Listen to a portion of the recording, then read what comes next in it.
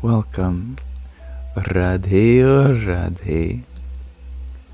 Let this be an offering to Sri Radha Krishna. And as we await our first guests to arrive, allow me to set the intention for this special edition of ASMR Sunday for the Sangha, which will have an added emphasis on relaxation, validation, affirmation, which are vital parts of calming the mind. Hello, Kills. Welcome. May we come together as fellow spiritual seekers to uplift each other, relate in one another's experiences, and share positive sentiments. And good afternoon, Chloe Evans. Hello, Natalia. Welcome. What a beautiful moment this moment is, because you're all in it. I hope that you feel accepted, comfortable, and welcomed here as you are. Namaste, Sky Guardian. And I trust that whatever you may be going through at this moment, you are enough. Although it may seem at times that we are not doing the right thing, that we seem to be incompatible with this world and our surroundings, and have challenging hiccups in all of our relationships. The truth is that you are meant to be here.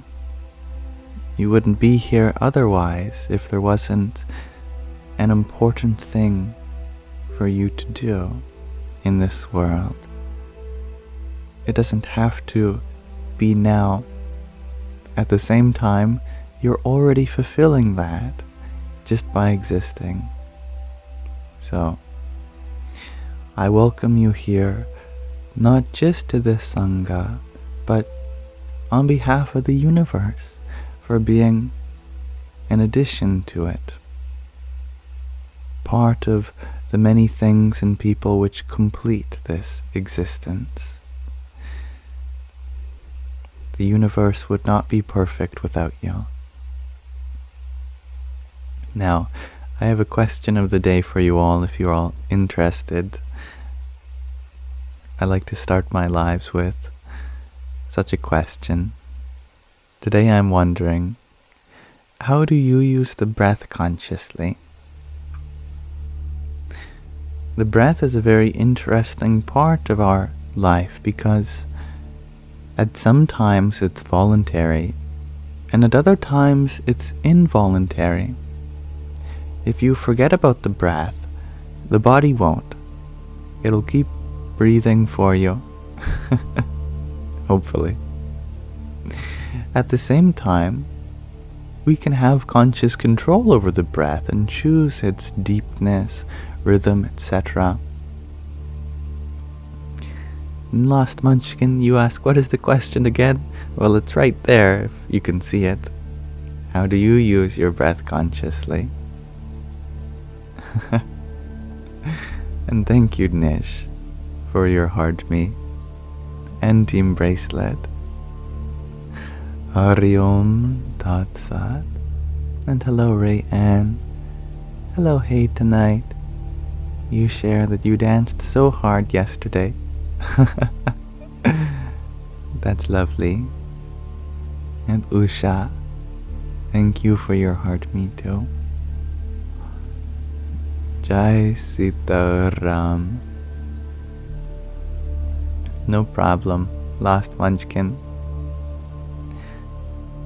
Bree, you share that you use your breath to reset your nervous system and slow your heart rate. Beautifully said, yeah. And that's exactly the physiological response that conscious breathing invokes. And Kills, you share to relax in the present moment. Absolutely. The breath is what is here now. Breathing connects us back to that. And hey, tonight, you share that you use your breath to feel the breeze. The breeze of life.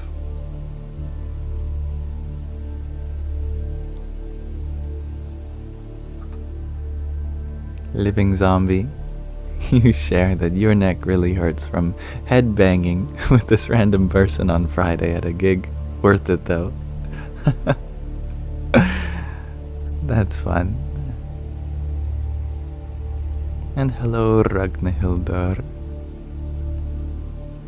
Kaylee, you share that when everything feels out of control, you remind yourself with the breath.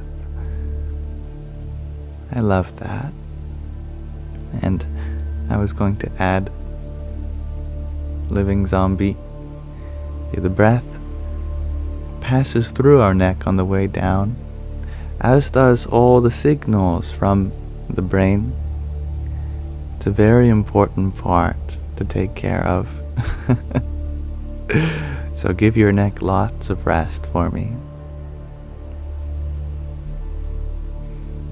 And Lost Munchkin, you share that you use your breath in the gym to help control a time of rep. That makes sense. I understand. Breathing is very important when working out. How you breathe in and out during the contraction and relaxation of each muscle. And Weird Witch, you share that you use your breath to ground yourself and revitalize yourself. I love that. Hello, Darren. I'm not a Swami yet. But maybe you speak on behalf of my future. We'll see. Only Ishvara knows. And hello, Louisa. You share that you often have to take a deep breath. I'm happy that you remember to do that. Mariham, you fix paper in your wall in many places with the word breath. I like that, surrounding yourself with the reminder to breathe, how important the breath is. That's good. And hello, the Ashen Chevalier. I am well. Thank you for asking. Hare Krishna, Anna. Natalia, you share that sometimes you use the breath to control your anger. That's a very powerful way to use your breath, indeed. I'm happy to hear that. And Zappies, you share that sometimes when you're stressed, you'll breathe 5 seconds in and out. I love that. And hello, Saint Pashal. Thank you for your rose. Hari Om Tat Sat. Inhale, exhale, says Raz. I'm happy to hear that. You find soothing qualities in my voice. How do I pronounce your lovely name? Ivici. That's how I'm going to guess. Ivici. You'll have to correct me if you want it pronounced a different way. Well, I'm so happy that you all have so many wonderful ways of using the breath. And Anna, you share to swim. That's lovely. Good, good. Yes. Just keep swimming, just keep swimming. The fallen monk, you ask, how was the interview? Are you from the future? It's tomorrow. And suspended bee, you share that I am early today. Indeed, for the last 7 days of the month until the 1st of June, I will be early. That's because my regular time often conflicts with people's sleep schedule in Europe, South America, or other places. So I do an earlier time this week so that people in those places may have a chance to watch me without staying up all night. And you're right, Sky Guardian. It's not just an interview, it's a super interview. Very excited for that. And Tan Hao Yu, thank you for your heart me. Hare Krishna. And thank you, Nene, for your heart me too. Jai Hanumanji. You're very welcome, Frozen Keens. That's not how I pronounce it. A Keens. A Queens. I forget how to pronounce this word. Quince.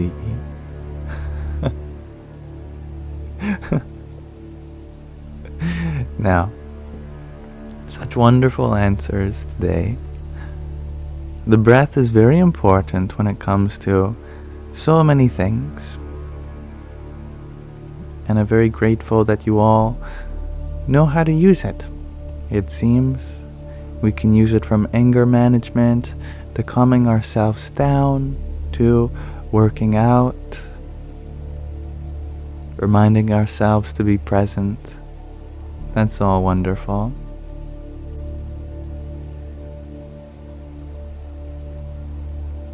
So, without further ado, before we open the floor to our regular format, which is a flow of questions and answers, let us read from another section of a book. Today we are reading In Love at Ease. This is a book gifted to us by Sky Guardian on behalf of the spiritual organization that he grew up with as a child. Although neither of us are officially affiliated with it, I believe that the story of one of its past gurus and presidents, Pramukh Swami Maharaj, can tell a tale of being in love at ease, which really speaks to the heart of everyone, regardless of caste, creed. And this is everyday spirituality with Pramukh Swami Maharaj. We are going through various love stories, so to speak, from people who looked up to him and confided in him.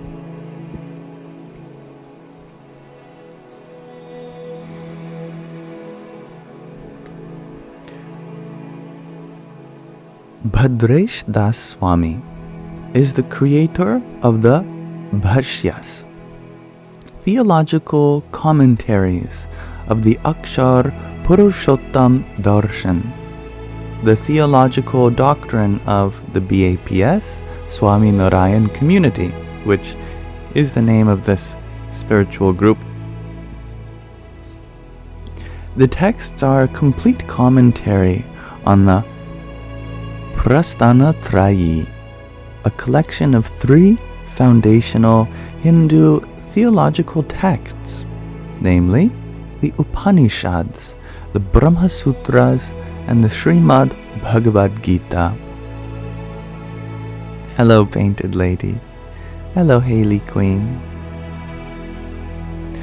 Bhadreshsas Swami was one of the youngest and most spirited at the Sadhu Training Center in 1980.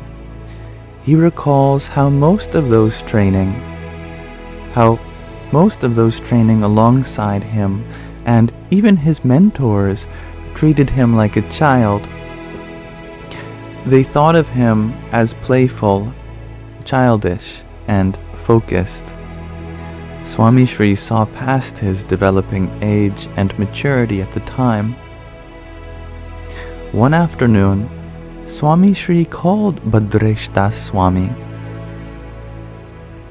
to his room and asked him about his studies. He gave the young sadhu his first notebook and told him to take notes. Bhadresh, never read just to pass an exam or get a degree. Study with the intent to learn and acquire knowledge. Keep an open mind and engage with the views of those with whom you may disagree. You are only worthy of critiquing if you know and understand their viewpoint. I want you to take notes about every text you read. I want you to write a journal every night. I will read them when I come to Sarangpur. And hello, James. Bhadreshsas Swami was confused. Swami Shri, what should I write about? I do not do anything substantial besides some service in the mandir, studying Sanskrit, and eating. Swami Shri was patient. Tell me about your day. What time did you wake up? If you are late, write down why you were late. What did you eat? What did you read? How many times did you go to the Arti, which is a ritual waving of the sacred lamps before images of the divine? Let's start small. True to his promise, Swami Shri glanced over 8,500 pages of notes and journal entries written by the young sadhu. Bhadreshsas Swami credits Swami Shri's encouragement and direction for his success as a scholar of Sanskrit and Indic philosophy. Swami Shri took the opportunity to reward and encourage the young sadhu at every stop of his academic journey. He would call him from abroad. In 1996, while Swami Shri was in London, he asked his attendants to find the only working landline phone in the village of Vedra near Dholera, Gujarat, to call and congratulate Bhadreshsas Swami on the results of his MA examinations. When the attendants could not find a working phone in the tiny village, Swami Shri sent Bhakta Vatsaldas Swami, the chief administrator sadhu of Sarangpur Mandir, to congratulate the young student sadhu on the Guru's behalf. Swami Shri continued to inspire and encourage him through his doctoral, postdoctoral, and later scholarly journey. Swami Shri would call him in the middle of the night, wake him early in the morning, and even ask him to present his thesis and treatise to him in Sanskrit. Each small accomplishment of his was rewarded with sweets, sanctified milk, and a smile that meant the world to the young sadhu. One of the most prominent Hindu theologians of the 21st century learned how to write due to the affection and encouragement of his Guru.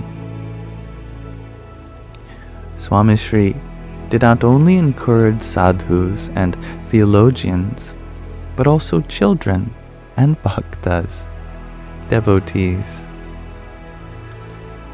Yeshwant Jitwa grew up in Mumbai in a small room the size of a contemporary bathroom in most middle-class homes. He did not have means, but he was driven. Swami Shri noticed his drive and encouraged Yeshwant to strive for his dreams. Yeshwant remembers the fateful day in 10th grade when his father passed away. His entire world changed in a matter of minutes. His mother was already ill and immobile, and now the family's responsibilities had fallen squarely on his shoulders. He was not sure if he would be able to pursue his lifelong dream of going to college and appearing for the Indian Police Service, the IPS, examinations. The day after his father died, Yeshwant heard from Bhakti Priyadas Swami, the Mahant, the lead sadhu of the BAPS Mandir in Dadar, Mumbai. Swami Shri had called the senior sadhu and entrusted him with Yeshwant and his mother's responsibilities.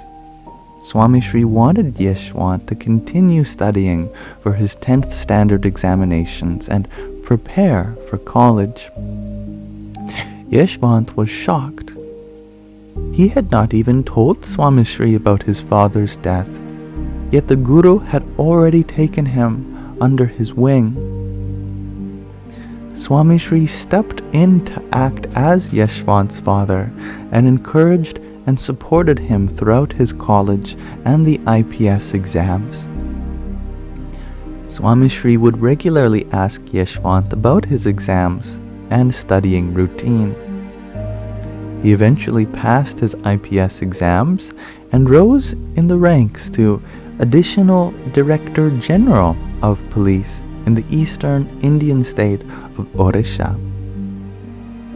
Even after Yeshwant was placed as one of the top cops in Odisha, Swami Shri encouraged him to perfect his policing strategies. Yeshwant was posted as a commanding officer in rural Odisha, where people frequently clashed with Naxalite tribal groups. Encounters often ended in violence and fatalities. When Yeshwant called for blessings, Swami Shri would use the opportunity to instruct him to lead with kindness and empathy. Yeshwant, avoid violence against those who have gathered to protest. Have you tried dialogue? What are their grievances with the government? Speak to them. Empathize with them. Kindness and understanding trump violence. Swami Shri's words of calm and harmony inspired a transformation in the way Yeshwant and his colleagues dealt with the Naxalite masses. From that small room in Mumbai to the office of Odisha's Additional Director General of Police, Yeshwant recalls that it was Swami Shri's affectionate encouragement that helped him succeed in life against all odds. Thank you for listening, and we'll end our reading of In Love at Ease for now. We may return to our regular format. If anyone had any questions on the text, do let me know. Otherwise, I am only happy to have read a couple wonderful love stories from Swami Shri's life.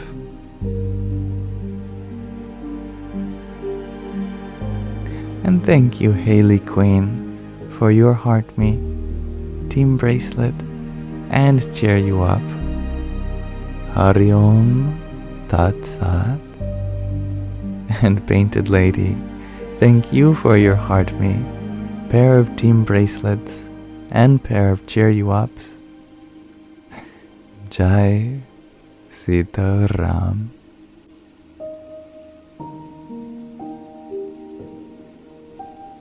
And thank you, VYV, for your rose as well, whilst we read.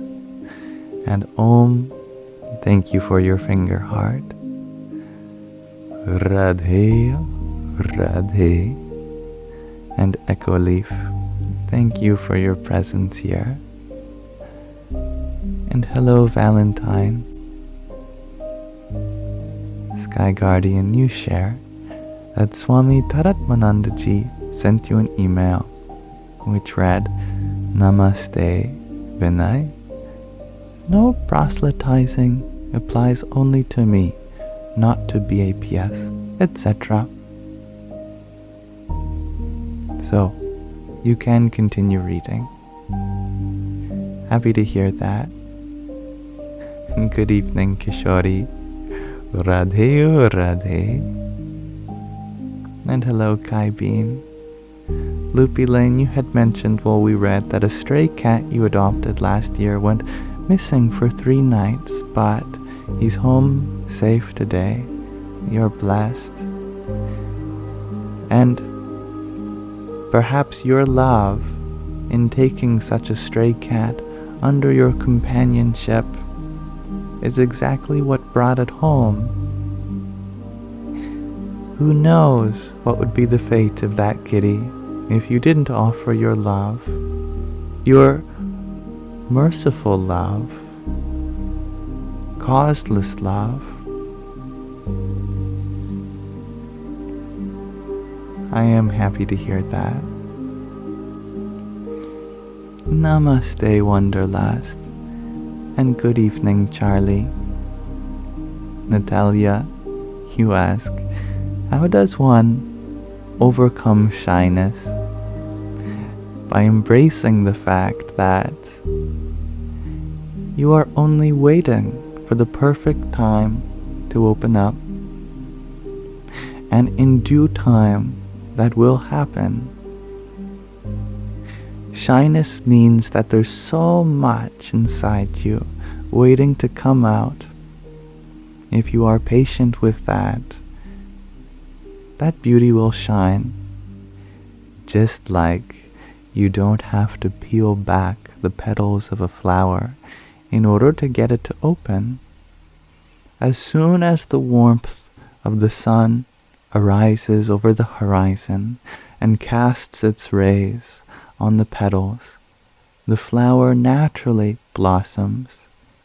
So too, when you are in the company of non-judgmental, warm light, you too will blossom. I am sure of it. Until then, you may rest assured that your beauty inside is safe and secure. Michelle, you share that background music was really lovely. I'm happy to hear that. Piano ballads are so sweet, aren't they? And Kishori, you liked it as well. I'm glad to hear that. Sky Guardian, you ask if we read the Pema Chodron yesterday. You can't find it. We might not have. I don't remember if we did.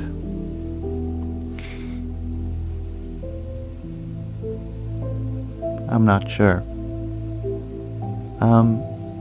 You know what? I just remembered. We did not read it because I couldn't find it.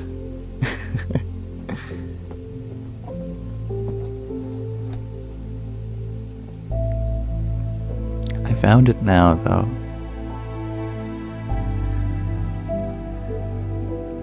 And thank you, Valentine, for your 11 roses. Hari Om Tat Sat.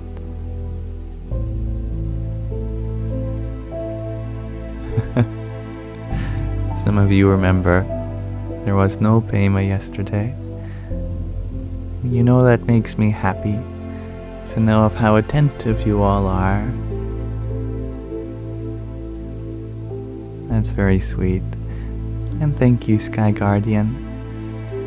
Kai Bean, you share that you fell asleep to my live yesterday. I'm only grateful that you felt comfortable to do so in this space. The most I could ask for is a space in which you feel safe, free from judgment.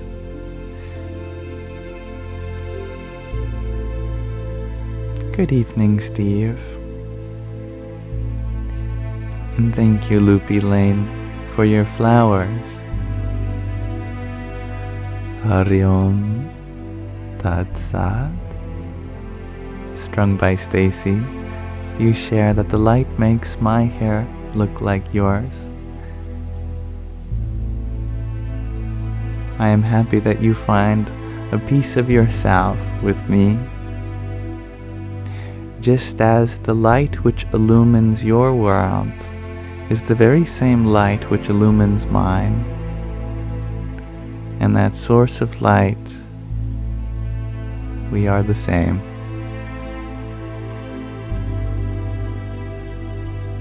Kishore, you feel so calm listening to me. Good. Calmness is so important, especially when there are so many provoking things in the world or in your life. What better way to be in the face of all this other than calm? Anna, you share that judgment is a bad boy. Makes you all shy. Yes. Judgment closes us off, doesn't it?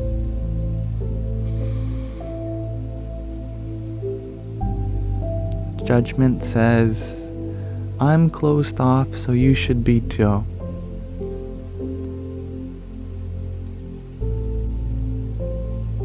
But love says, I'm open, and you're welcome to be too.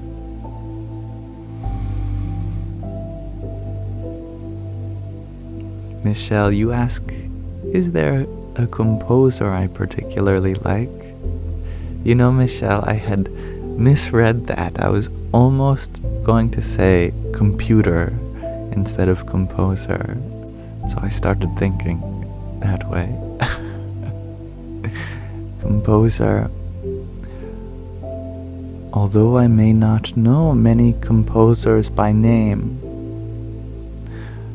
I think the composition of this whole universe is a beautiful piece, and my regards go towards its writer, its maker, its composer.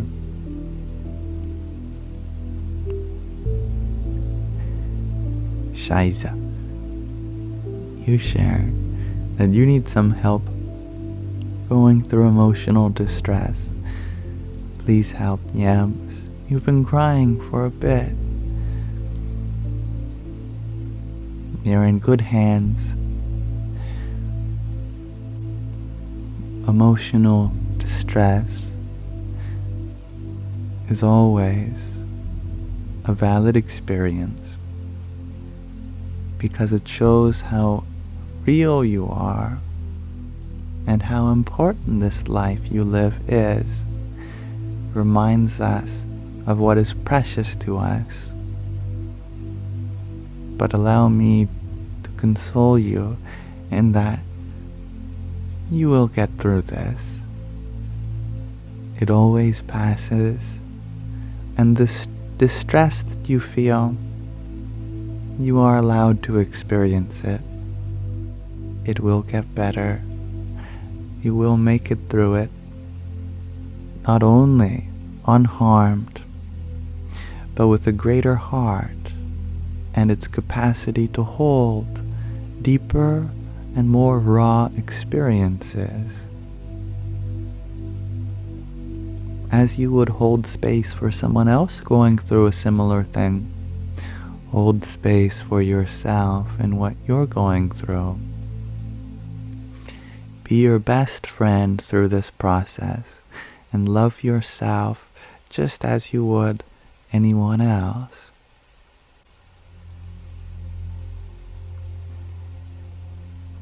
I'm happy you love the music, Ragnhildur, and I'm happy you find the space calm as well, Kishori.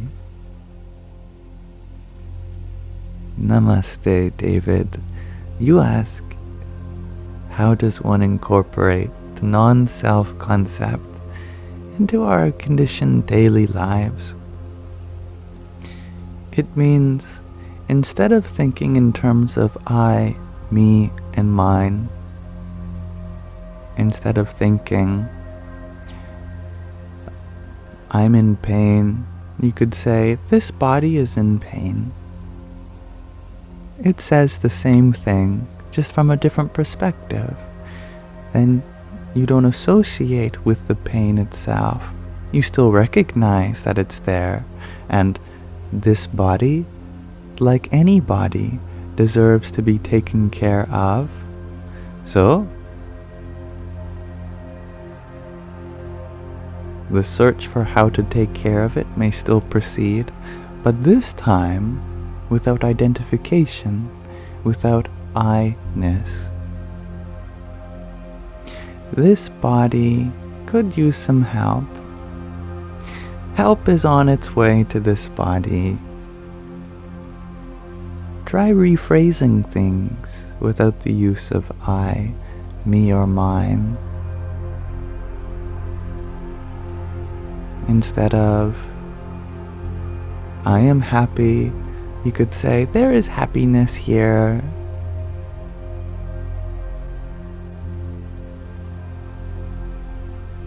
Instead of saying, I am so dumb, you could say, there is an opportunity for growth in intelligence.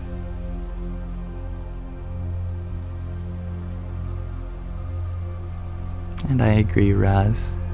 Everything is reversible. I'm happy you enjoy the background echo leaf. Maybe a little more grounding than flying through space. Literally. And you're very welcome, Shaiza, for my words. And in any way I can continue to support you, do let me know.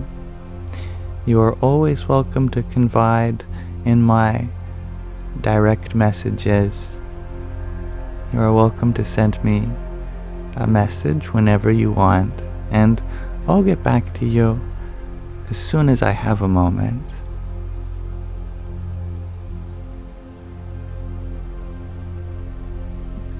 Thank you, Vladimir, for your finger heart.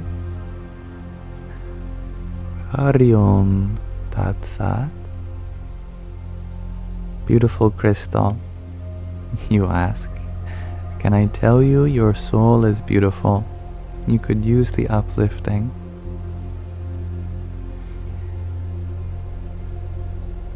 I could do you one better and tell you why your soul is beautiful. See, the purpose of beauty is to be seen, isn't it? When one desires to be seen as beautiful, from one perspective it's an insecurity, but from another, it's actually a blessing that you offer other people. If you give other people the opportunity to see the beauty within you, then they are fulfilled by the darshan, which is a Sanskrit term meaning divine seeing, sight, witnessing. When we find beauty, we feel fulfilled because we get a glimpse of perfection. We are relieved by the sight of nothing needed to be added. Everything is good. Just as we drop our shoulders when we see a flower, the beauty in the flower is an opportunity for us to relax into the infinite, seeing that what has come to pass has been a wonderful journey.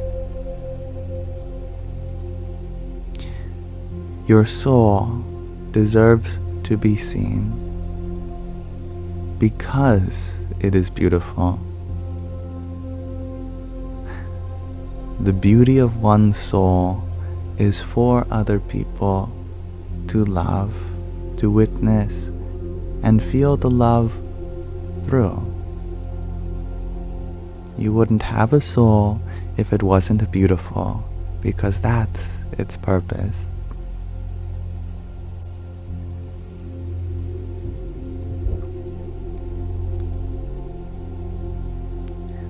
Juan Leo, I'm happy you love the music too. And thank you, Steve. Hariom Tatsa Ranjit. And thank you, Juan Leo, for your rose a minute ago. And Jules, thank you for your trio of roses. Jai Sita Ram. And thank you, Sapis, for your pair of finger hearts. And thank you, Anna Lee, for your heart me too. Radhe Radhe. And thank you, beautiful Crystal, for your quartet of roses. I still have my morning voice, it seems.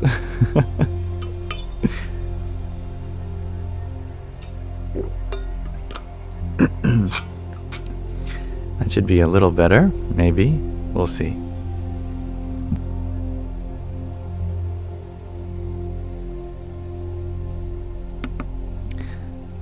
That's better.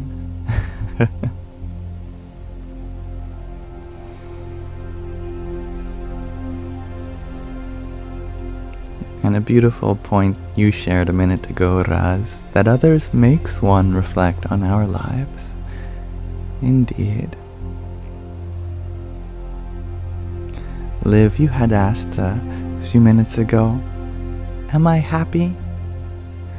Happiness is my essential nature, but sometimes I forget that, and it may take some time until I remember again, but always am I hinted at by the fact that happiness is always there.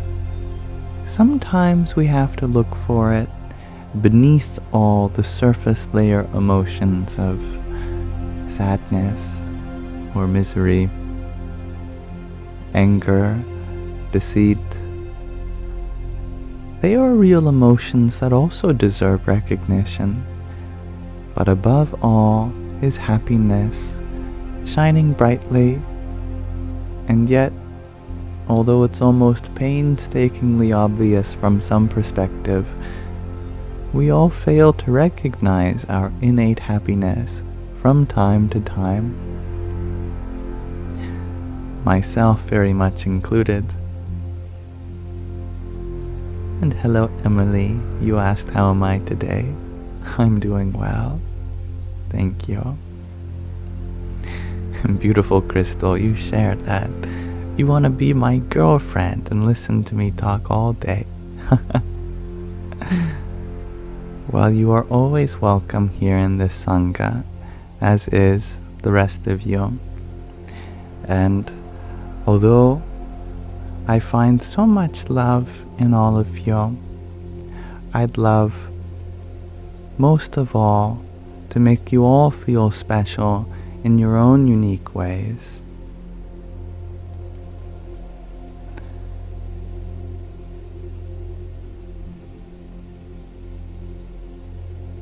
Kishori, you had also asked, what is spiritual awakening?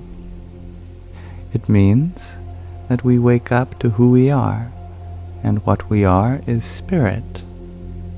Spirit means awareful witness. awareful because it has this illuminating potential to light up this world. Witness because we become subject to it. And as that subject, we are untouched by all its objects.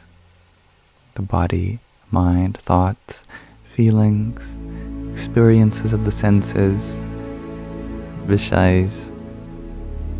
Loopy Lane, you shared that. Nature is the concept of God for you. Divine Mother, Mother Nature. And I love the way you put that, Raz.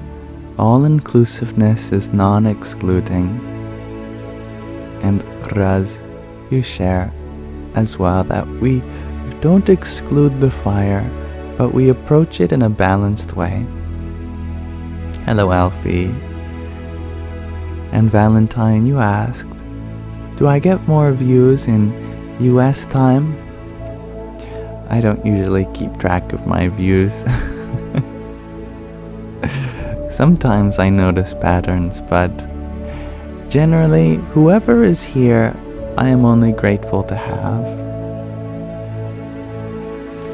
On ASMR Sundays, the audience is a little more personal, which is lovely. The Fallen Monk, you had asked, how do I talk to my spirit guides? What I do in the morning is I just look out the window and I ask for guidance. And then I trust that I will be guided. That means I'm not listening to a response. I'm not looking for signs. I know that whatever I do today, I will be inherently guided as I do it. I say, "Oh, universe, guide me to everything I need to know, everyone I need to help, and everything I need to do." And then I feel guided in my day.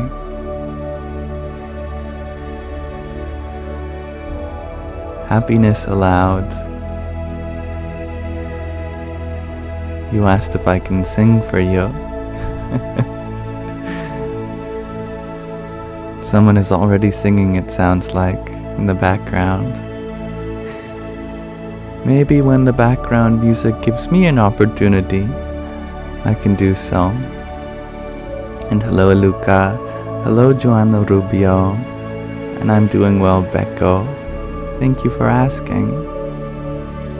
And user 863, you ask if my hair is blue. It looks like that, doesn't it? I actually have blue light on either side of me. And Alfie, you had shared that the fact that we can be so different is beautiful. I agree. And Ghastly, you ask, what can we do with our spiritual growth?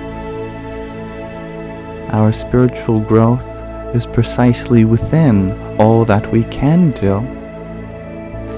To grow into our spirit means to become unlimited in our potential and do everything in service to that spirit. With patience, understanding, compassion, and love, regardless of how big or small, mundane or grandeur your actions are. Becco, you had asked, in what ways do I keep myself feeling special?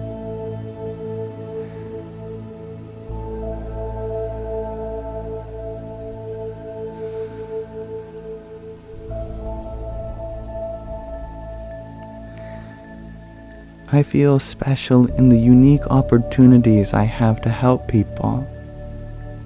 When someone confides in me, they could have confided in anyone else. And that makes me feel special. Because I know the universe has chosen me in this moment to be the best help I can for this person. And Strung by Stacy, you ask, how is it more personal on ASMR Sundays? It is more personal in that we have an audience which is more tight-knit.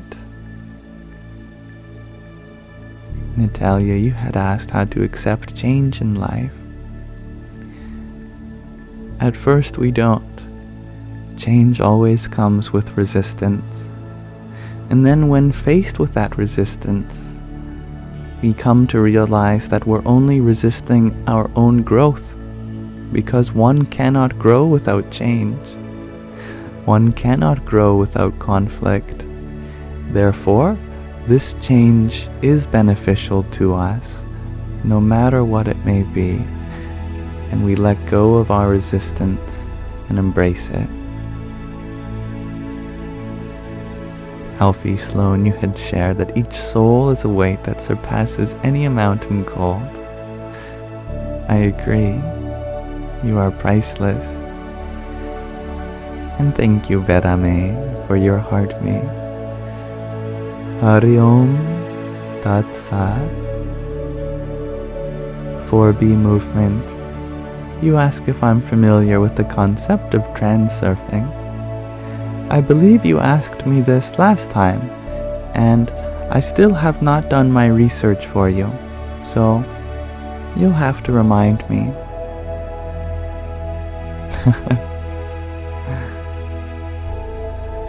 Nebezanau, hello. How am I on this fine day, you ask? I am well, and still waking up, thank you. And hello, Auntie. And I'm always happy to listen to you, Valentine. Alfie, you share as well that change is a step forward in the race of life. How do you expect it to finish well if you don't move? I like that. Loopy Lane, you share, this wave can bear my weight, so let it flow. And Apple User, you ask, what's my favorite day of the week? Today.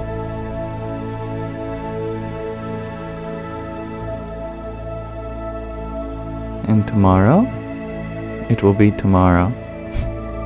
And yesterday? It was yesterday. And thank you, Auntie, for your quartet of tiny dinies. Yippee! And your trio of tiny dinies as well. Yahoo! And thank you for your finger heart. 4 of them to be exact. And for your 10 roses. Radhe, Radhe. Luca, you had asked, where am I from? I am from the present moment. Born now.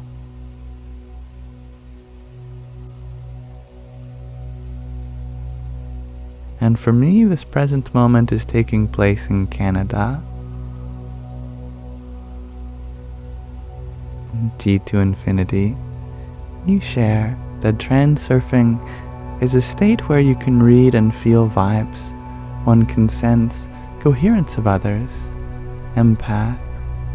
That's very interesting. I think before we can read and feel the vibes of others, let us return to our own feelings and vibes. How are we feeling within? Let us come to find coherence there, understanding.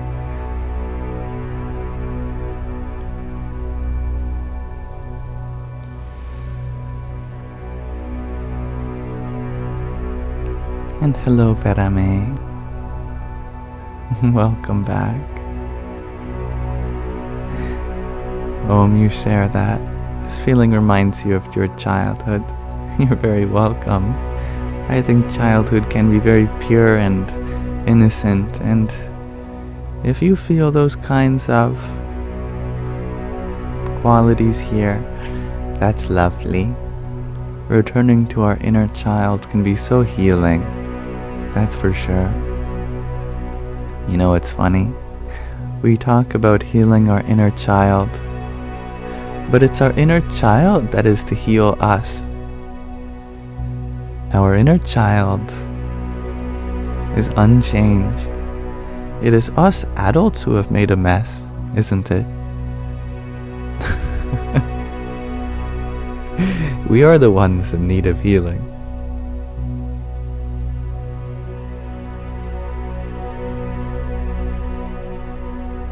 Giselle, you ask, what do I think about the quote, "We are the universe experiencing itself"?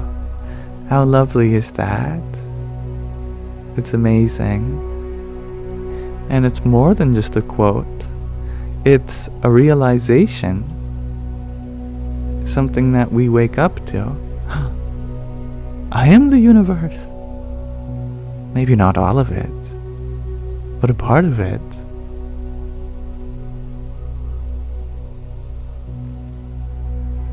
It's like the universe worked so hard to create itself, to generate this experience for itself, and here we are, finally. Only took 13.7 billion years, but now we are here, right? And I agree, Kishori. Children are little angels, and cute, and sometimes they're little devils. The duality of children.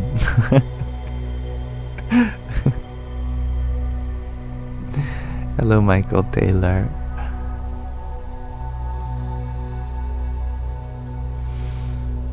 Needs a cool username. You ask, how can you heal your inner child? Or you phrase it, how can your inner child heal you if your inner child is broken? If you feel there is a brokenness happening, then that means our inner child has been repressed. The inner child can never be broken. It can only be repressed, and then we are forced to grow up. Actually, nothing ever happens to you in childhood, because the moment that something bad happens to you, you are taken out of your childhood. So your childhood is still there. It's still perfect.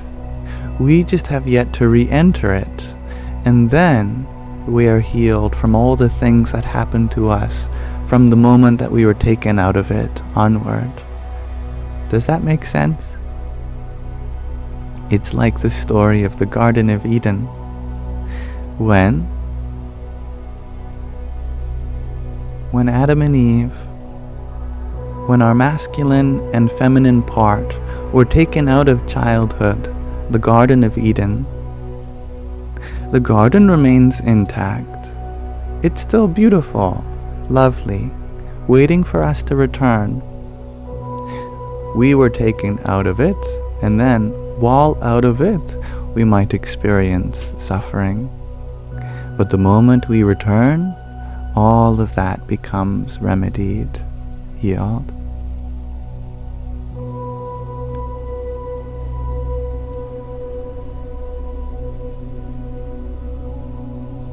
That makes sense?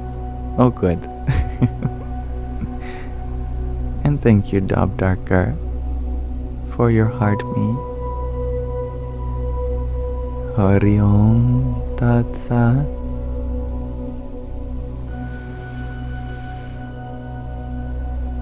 Good question, Apple user.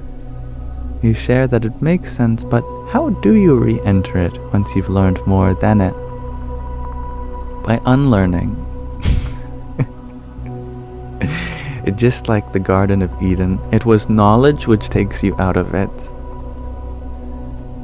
Eating from the fruits of the tree of knowledge of good and evil. It is that knowledge, it's the worldly knowledge. To unlearn is to bring us back. How do we unlearn? we look at all our behaviors and assumptions we've made for ourselves. We look at all the expectations we have on others and with the world, and we start deconstructing them one by one. We recognize that we have made all these assumptions about the world for our survival, but we have been able to survive even in spite of all these assumptions we've made. Therefore, our essential nature has been intact the whole time. We can drop all these filters which we perceive the world through negatively and come back to that pure positivity of your soul.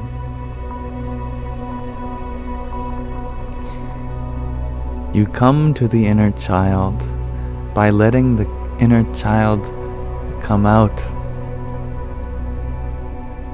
Open that bedroom door and let it play.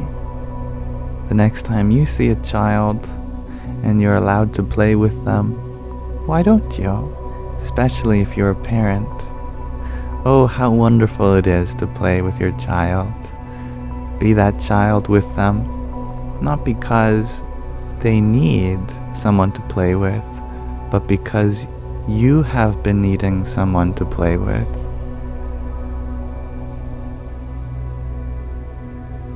Actually, it's not the parent's responsibility to play with their child.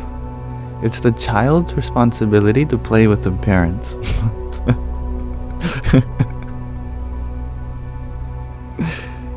Get them out of their tough shells.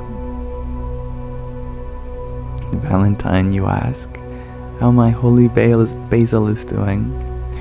Tulasi Devi, she's doing well. You know, I was worried. I've never pruned anything before with Tulasi plant. She feels like her life cycle is coming to an end when she bursts out in flowers and distributes seeds, and so she leaves her body. So to ensure that her life is long and healthy, you have to pinch off the flowers before they blossom.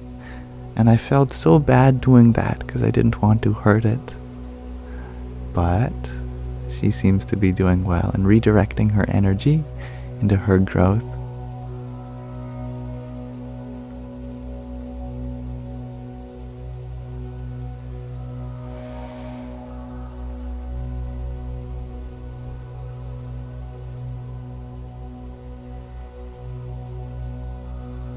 And hello, Ren. Hello, feline. You ask, why do we sometimes feel intimidated by children? The same reason we're intimidated by anyone else is because it provokes something in us that has yet to open. And children are so open. They're a reminder of how open we could be. We almost feel embarrassed to be so closed off in their presence. But that's their purpose, to teach us how to open ourselves up again.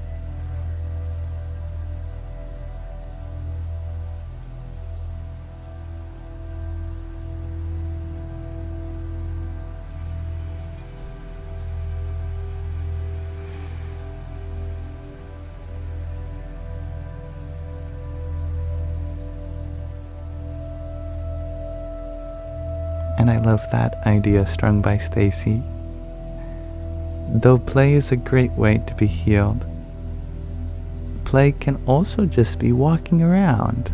If you skip, skipping is so sweet, so wholesome, isn't it?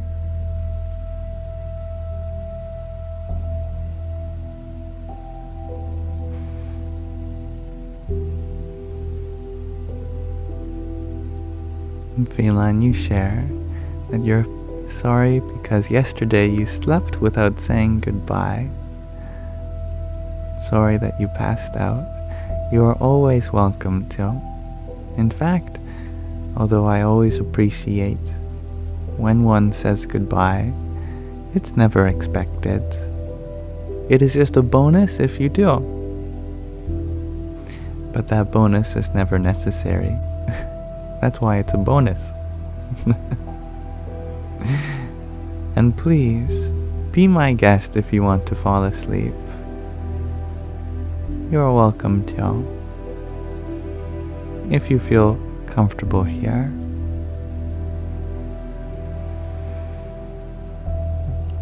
And AMA, you share that you want to play all the time, but everyone is so serious and absorbed by life goals and stuff. And they are playing too, in their own way, though they don't realize it. Work is play. Work is play. We forget that it is, but we're all playing the roles that we have. On the level of the soul, there is no conflict. We all already love each other. We're only role-playing as people that don't love each other.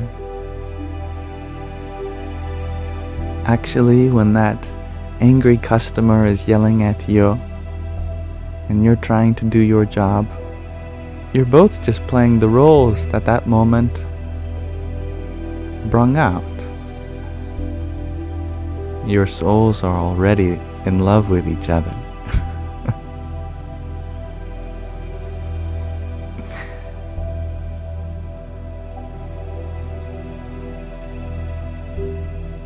Loopy Lane, you ask if I ever fall asleep during meditation. Sometimes in meditation, I fall asleep. Other times, I dream. And on some occasions, if I'm lucky, I'll wake up.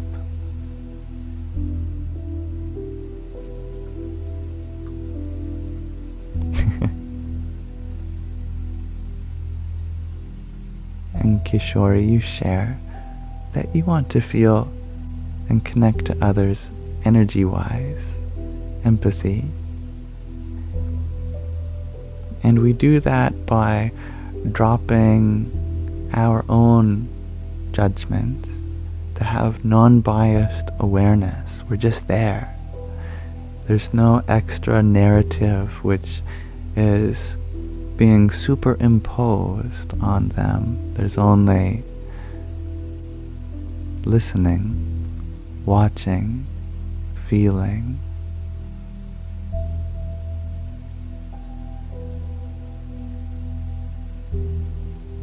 And much love to you, Sustainable Futures. I'm happy you found beauty there. And thank you, Loopy Lane, for your friendship necklace. Radhe, Radhe. We all love each other, and we're going around pretending not to. And we're such good method actors. You know, method acting is a type of practice that some actors do where when they're in their role, they identify with it so strongly that it bleeds over into the other aspects of their day-to-day life. Even when the camera's not rolling, they'll pretend to be their role. It can be a very powerful way of creating a dramatic performance where you fully embody your role. And that's no different than what we do each moment.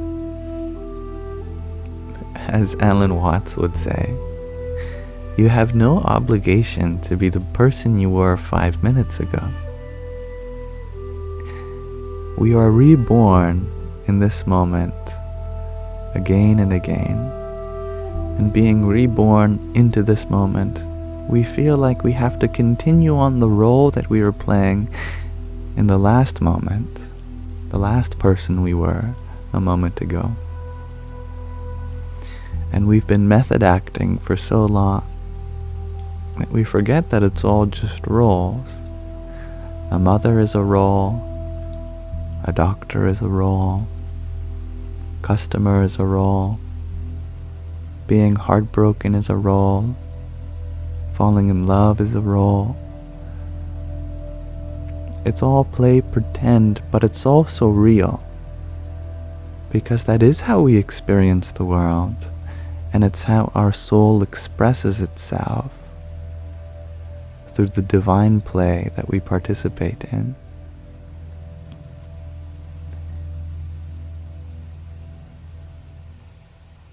Our authenticity is our sincerity to play the role. Sometimes we do get carried away with it though, and it is important to remind ourselves what we are in essence, and that is the witness. Not only are we the actor, we are also the audience. And sometimes the audience deserves a break from all the action. Comedic relief.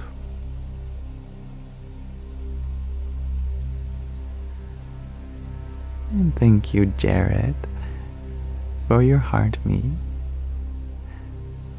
Om Namo Bhagavate Vasudevaya.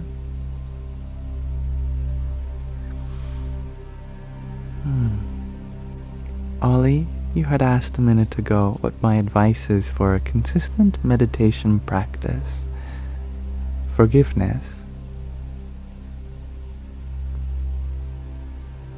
The same is true for anything which we want to be consistent in. Know that you are not going to be consistent. That is practically a guarantee, whatever you start.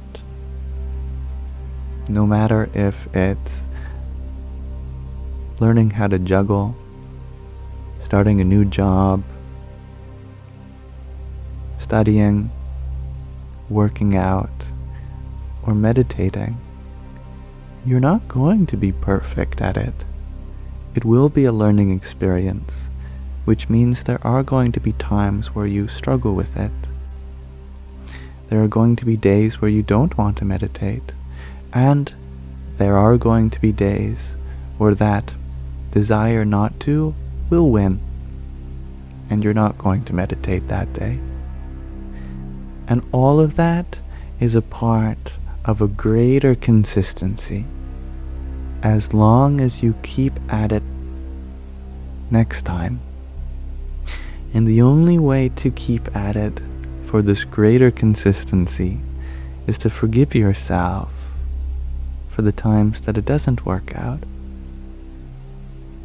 Only then can you go back to it with the same kind of intensity. If you're too hard on yourself or missing anything, how can you expect to continue with all that pressure? It'll just keep adding up.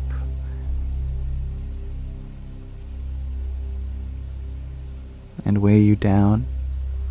Forgiveness is that release.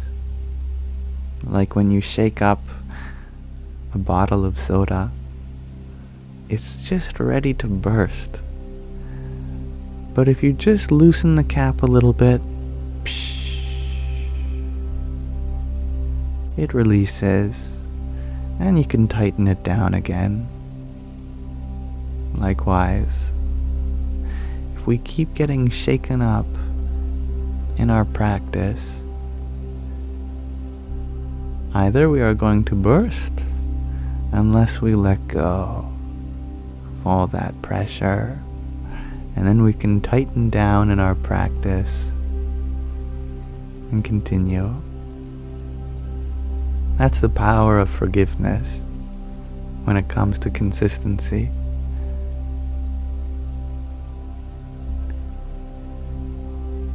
Thank you, Jared, for another pair of roses. Radhe, Radhe. And Mr. Rocket Shot, Thank you for your Heart Me and Team bracelet. Jai Sitaram. Morgan, you share a lovely theory that we are tiny microorganisms, a small part of a larger organism. I love that theory so much. And with the right perspective, it becomes more than just theory. That's something you can put into practice. When you recognize that all the cells in our bodies work together to form the whole organism. All the organisms on our planet work together to form the ecosystem.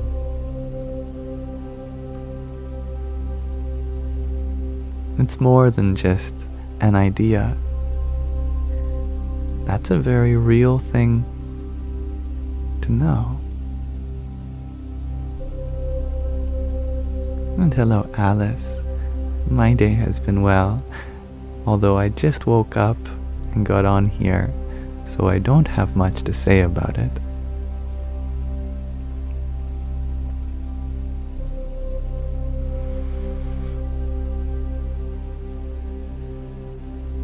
Jared, you share that. I've just explained your guitar practice to a T. Yeah, I've seen that with my dad.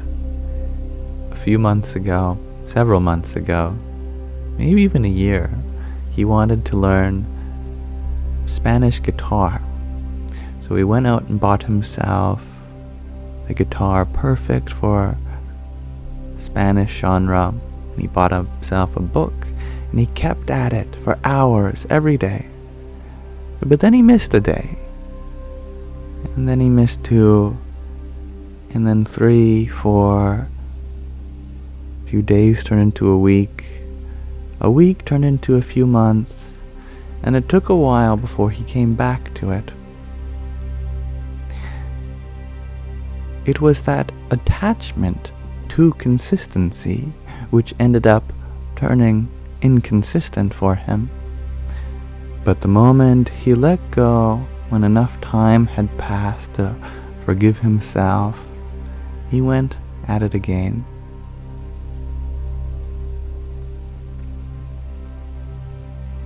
And thank you, James, for your 9 roses. Hari Om Tat Sat. And thank you, Jarrett, for the happy weekend. It is a happy weekend, isn't it? Om Namo Bhagavate Vasudevaya. And thank you, Kami, for your quintet of roses. Jai Sitaram. And happy Sunday, Felix. Getting lucky in Kentucky, you ask. Did I dye my hair? It looks like it, doesn't it? But I actually have some blue lights in my room, which gives it a pearlescence of sort. The brain. You ask, what religion am I, if any? And your username is very symbolic for this question, because it is, in part, the role of the brain to put a category around something that we are attempting to understand. Once we put a label on it, then it helps us come to know various aspects of it. Just as if we were gardening and we found a new kind of flower emerge, we would like to know what its name is, what its taxonomy is. Therefore, with that category, we can learn what kind of soil it needs, what nutrients, how much sunlight, what temperature it thrives in, how much water and when to water it, how to prune it, etc.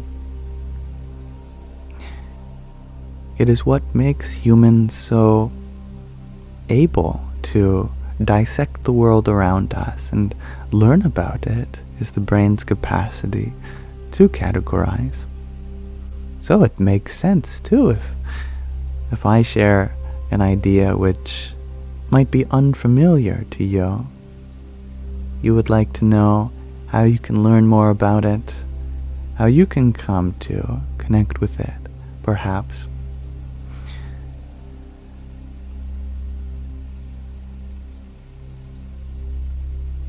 Despite all that, I don't think I have a good answer for you. I find that religions are all like paths leading up to the same mountaintop. And if your goal is to be seated at the top of the mountain, then does it really matter which path you take? The answer is, of course it does. But it is only dependent on what your needs are. Maybe you have high endurance, but your knees are bad, so you want to take the path that spirals slowly all the way around until you get to the top. Therefore, the elevation is never too steep for you, but it takes longer. Some people are desperate to get to the top. They don't want to spiral around it, so they climb the rock wall directly. Other people are scared of that danger, and so they take a safer path that has been charted by many other people. Pardon me. They ask for a guide, a Sherpa, etc. But once you're at the top, you look down at all paths and see that there are people coming from all angles, and whatever angle you approach it, if you are consistent with it, you will get to the top. Therefore, whenever I see someone also on the journey to the top of the mountain, and they ask me what path I took, I say, don't worry about my path. You are already on the one that works for you, and if you keep at it, you will reach the same destination.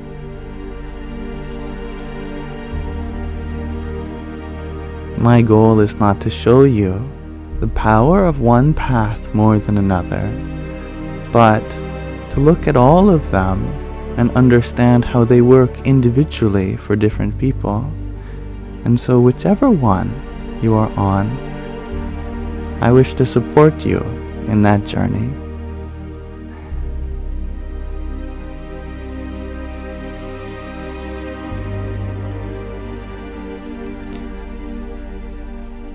And thank you, Nu, again, for your pair of roses. And Vanessa, thank you for your hand hearts. And a heart me. Hari Om Tat Sat. Ladybug, you ask, do I believe people are naturally monogamous?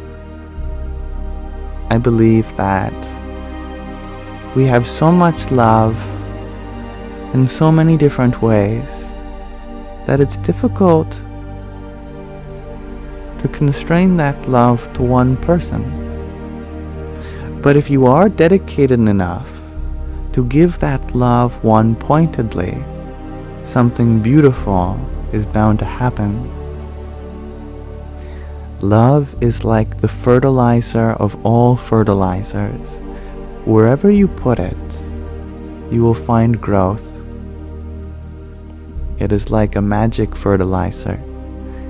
Even in a barren land where there are no seeds to grow, just by love, flowers will blossom.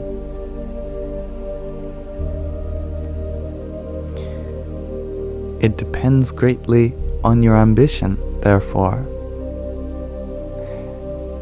The role of the masculine is indeed to concentrate that love to a single point and see what happens. And the role of the feminine, indeed, is to expand that love infinitely far and wide. And the duality of this one-pointedness and expansion define the duality which creates all this change in life.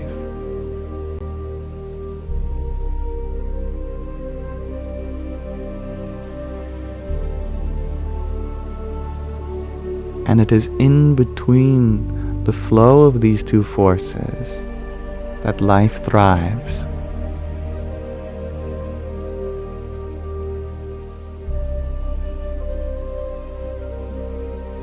And thank you, Truth Seeker, for your team bracelet and heart me.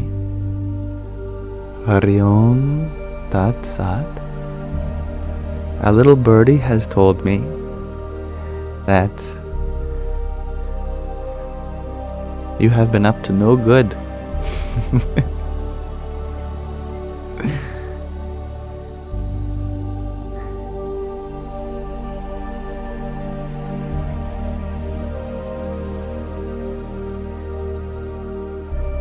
And thank you, Robin, for your rose. You share that I'm a super smooth sweetie and your friend. I'm happy you find all those qualities here.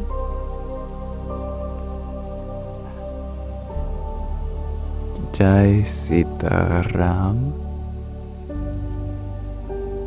And thank you for another rose, Robin. Painted Lady, you say, Yam, please teach me patience, for please, I've tried so hard, but I'm really getting to the breaking point. Sometimes you have to get to the breaking point. Because if we try so hard to build ourselves up,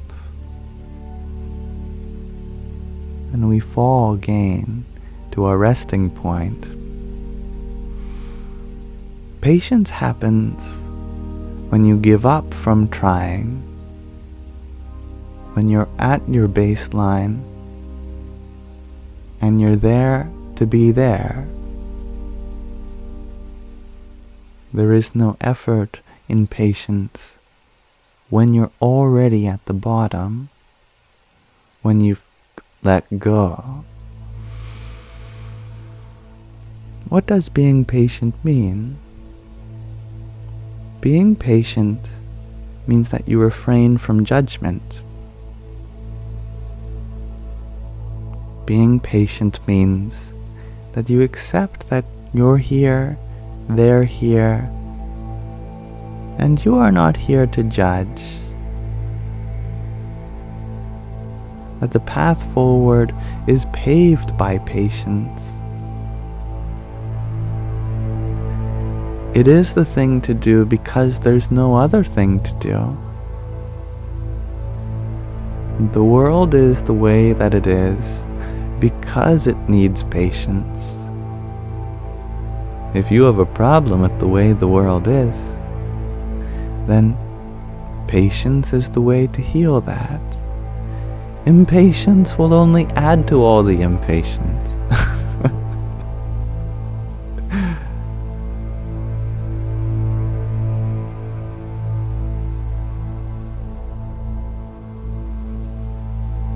Stephen, you share that the breaking point is the most beautiful place to be. Isn't it so? And thank you for your rose, by the way. Hari Om Tat Sat. And goodbye, Nebuchadnezzar. Math homework, although tedious, strengthens your intellectual capacity, and it is important that you pursue that. And very fortunate that you are having this opportunity to strengthen that vital aspect of your buddhi, intellect. And thank you, Sorivar, for your trio of roses.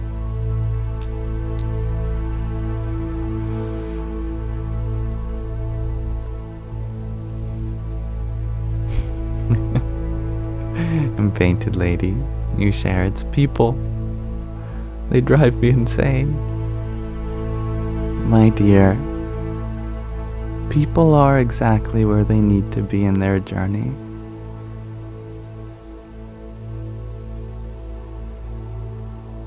But you see so much potential for how they can move forward. And that's beautiful.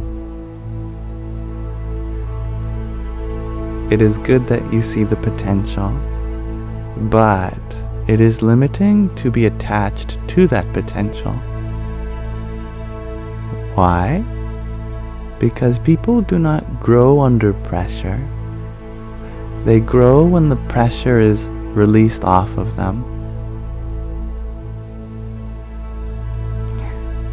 How would you feel if you were surrounded by people which had so much pressure on you to be a better version of yourself? You would be grateful that they see your potential, but your soul would be begging to leave you alone. Because you can only start your journey when you have the space to grow. In that silence, in love and acceptance. And that's what people need too.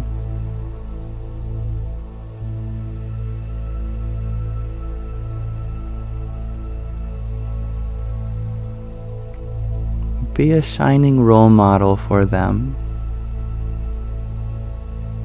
and they will find inspiration with what's possible in them by you exemplifying what's possible in you.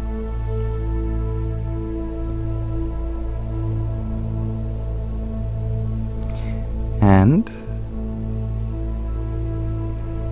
if they don't choose to open up, then they are in the hands of God. Don't worry.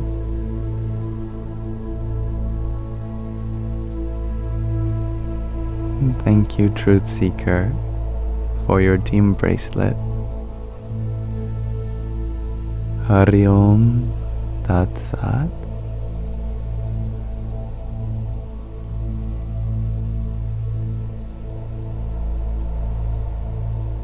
Jonathan, you share that life is a beautiful lie and death is the ugly truth.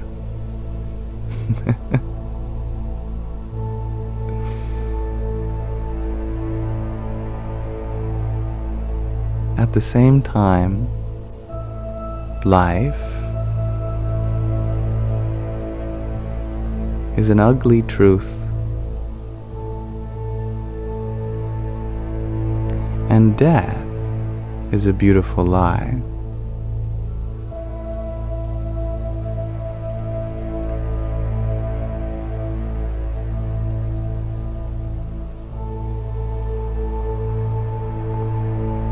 Hello, Otis.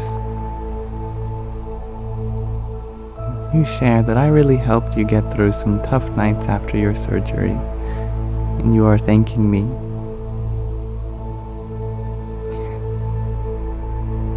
I accept your gratitude, but I cannot take credit for the effort that you have put into your own peace and tranquility. I may have been there for you, but it was you who sowed the seeds for them to blossom.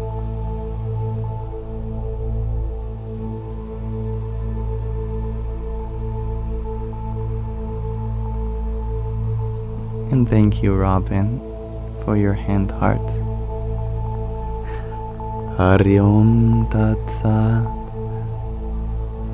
And I'm so grateful to hear that you are feeling better after your surgery also.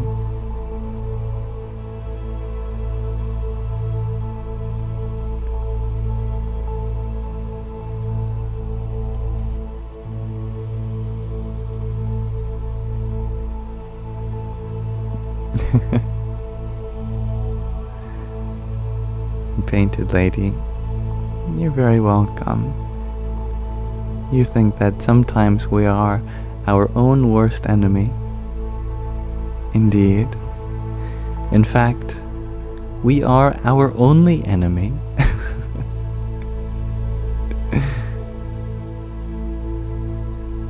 All the conflict, it exists in our mind.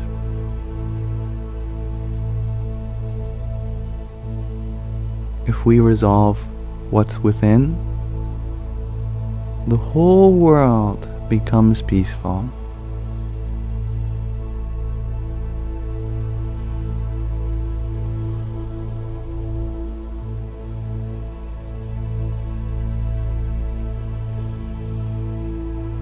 Sky Guardian, we recommend that we read another section of the Vachanamrut.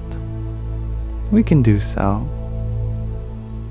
Let us read from this lovely book that you have gifted us. Allow me to minimize ASMR Sunday so you can see the cover for a moment.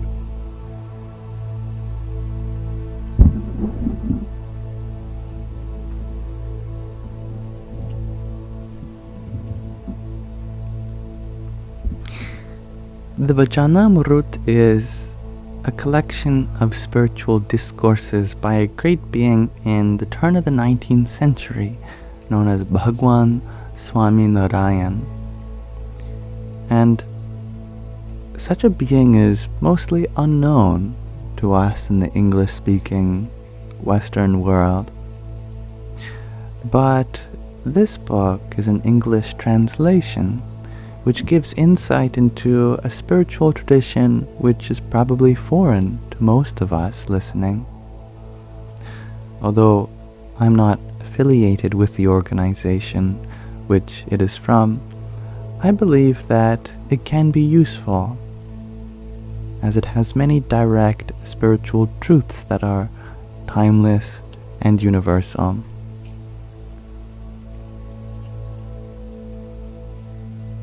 Today we are reading Gadada 139. And after we read, we'll return to our regular format in just a few minutes. On Maha Sudhi III, Samvat 1876, or the 18th of January 1820 in our calendar, Shriji Maharaj, which is a term of endearment for Swami Narayan, was sitting on a large, decorated cot on the platform under the neem tree in front of the mandir of Sri Vasudeva Narayan in Dada Khachar's Darbar in Gadhada. By the way, the title of this passage is called Those Possessing the Nirvikalpa State or the Savikalpa State, which are kinds of samadhi, absorptions that one reaches in their spiritual practice. Nirvikalpa is very high.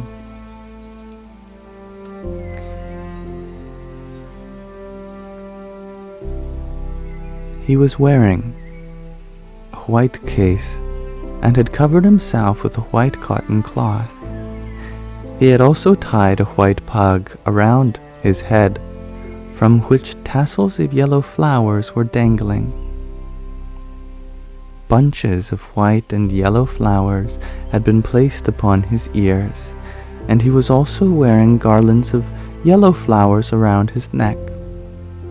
At that time, an assembly of munis, as well as devotees from various places, had gathered before him. Sriji Maharaj then asked the question to a Vedanti Brahman who was sitting in the assembly. A Vedanti Brahman is a kind of spiritual aspirant which is based primarily around Vedanta, which means the end of the Vedas, the end of knowledge, the ultimate knowledge, so to speak. The Vedas are humanity's oldest scriptures, and they're the first and foremost texts of Hinduism, for example. Some necessary background. The Vedas are divided into two parts, the Karma Kanda and the Jnana Kanda. The Karma Kanda is all about ritualistic things that one can do in spirituality. The Jnana Kanda is all about knowledge, philosophy. The highest portion of the Jnana Kanda is called the Upanishads, and that's where Vedantists study. The most common interpretation of Vedanta is Advaita Vedanta, which posits that the ultimate reality is non-dual, that Brahman alone exists. Brahman is a word that means the ultimate reality. The book that we are reading from is not from an Advaita Vedanta tradition. It is Dvaita, dualistic.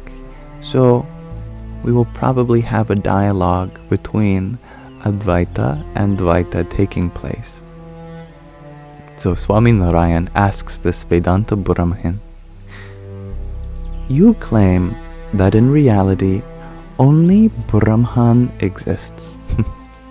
Furthermore, you say that with the exception of that Brahman, jivas, which are individual souls, Ishvars, gods, Maya, the material existence, the world, the Vedas, the Shastras, the scriptures, and the Puranas, the stories, are all illusory. I can neither understand this concept of yours, nor can I accept it.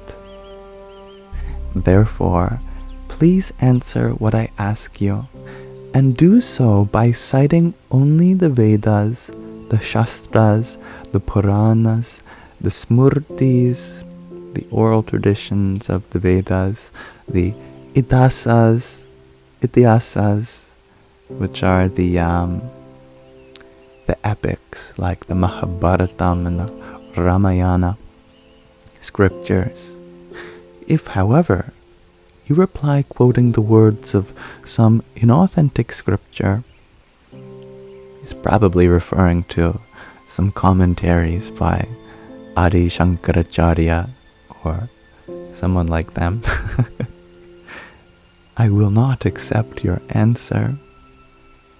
But since I have absolute faith in the words of Vyasaji, this is in reference to Veda Vyasa, the compiler of the scriptures that he is asking for, I will be able to accept your reply if you reply quoting his words. The Vedanti then attempted to reply using various arguments, but because Sriji Maharaj raised doubts, the question remained unanswered. Thereupon, Sriji Maharaj said, please listen as I answer that question myself.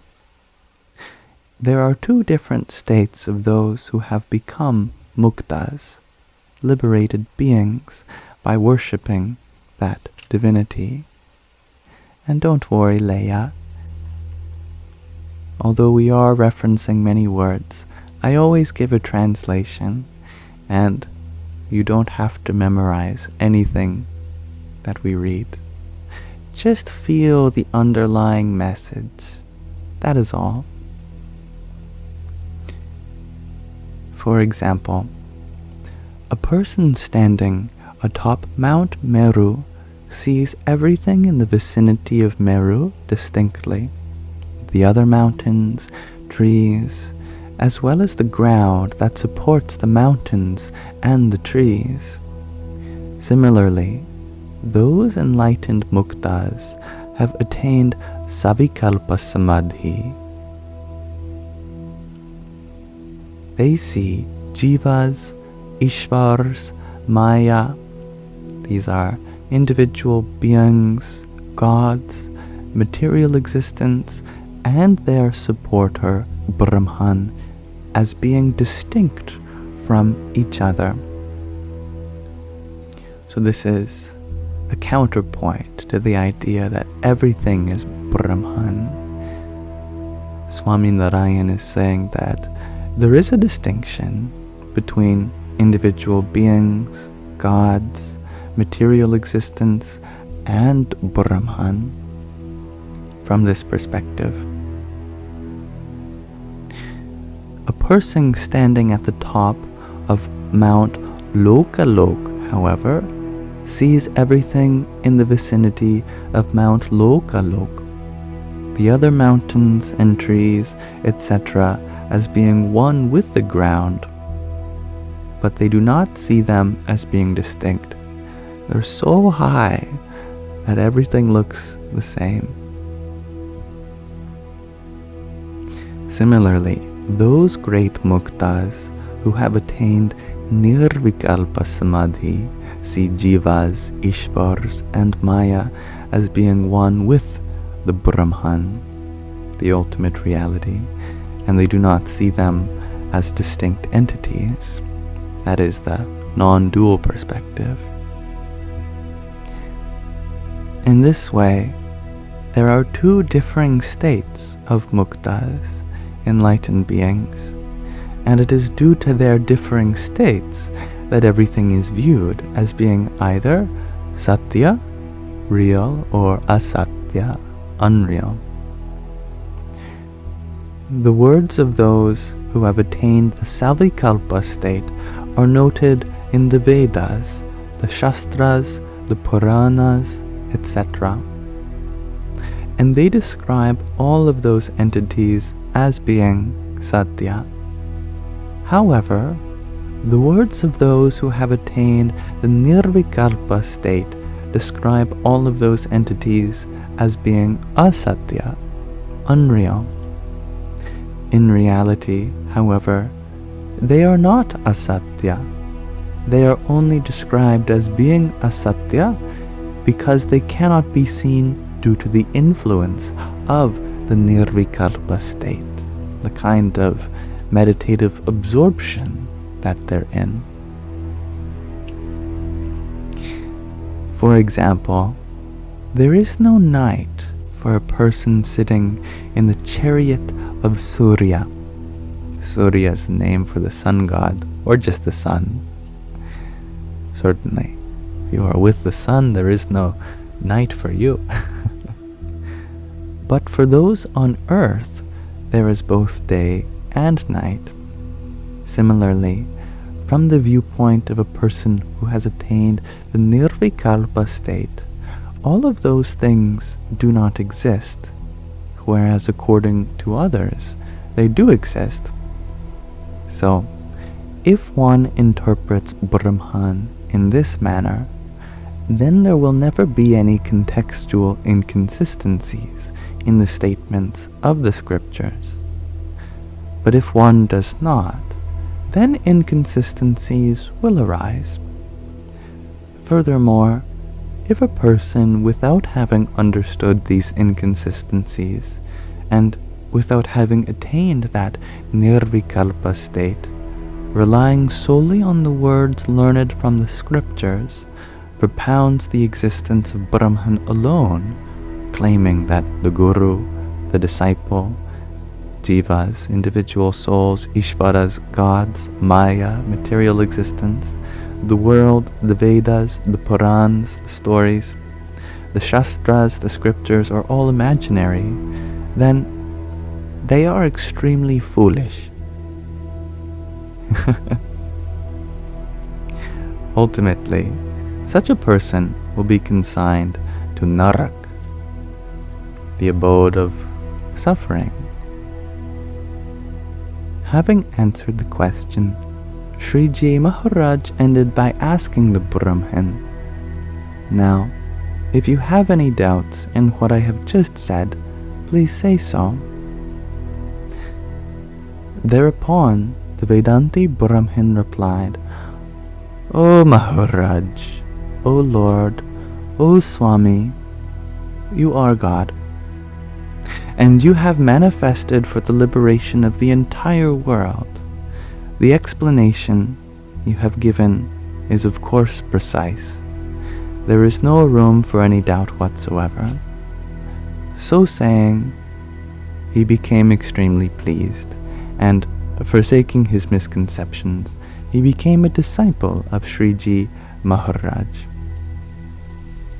And so we end reading from Gadadha 139 on those possessing the Nirvikalpa or Savikalpa state.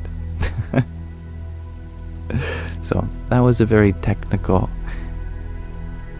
insight on the nature of non-duality versus duality from the perspective of the Swami Narayan Sanstha. Now we may return to our regular format, and I'll attend to questions that were asked whilst I read. So thank you for listening, everyone. And I appreciated that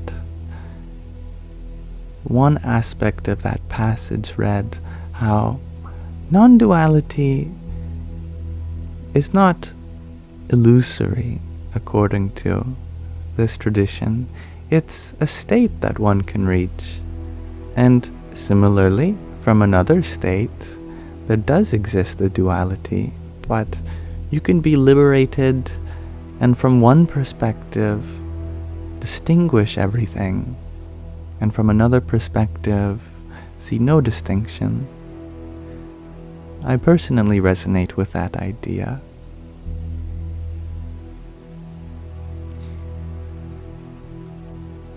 And thank you, Little Wing Nico, for the heart me trio of cloud breads, a finger heart, and a ginger man that you sent whilst I read. Hari Om Tat Sat. And thank you for your tiny as well. Yippee! And that is right, Leia. Thank you for affirming, Kathleen, that I was just reading a lot. And as I'm reading, I try to keep my attention focused on the text at hand, but I'll happily address all comments that were sent during that afterwards. And thank you, Church of Gnome, for your gnome blessings. That's very sweet. And Kathleen Peterson, your question was, what religion do I follow?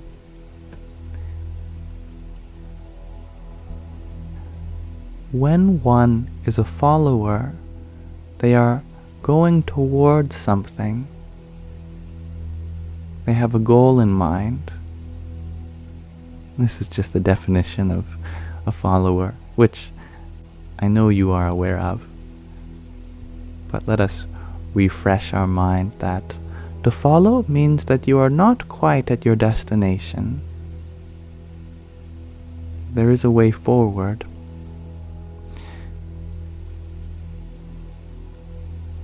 Consider it like this, that various religions provide different ways forward, but if you already realize your destination, then there is no more need to follow anything. If you follow a tour guide up a mountain and you are at the climax of the mountain, there is no more following to do. Similarly, though I recognize many paths that people are on, the destination is the same. And if you realize the unity of that destination, then the idea of following any one in particular drops away.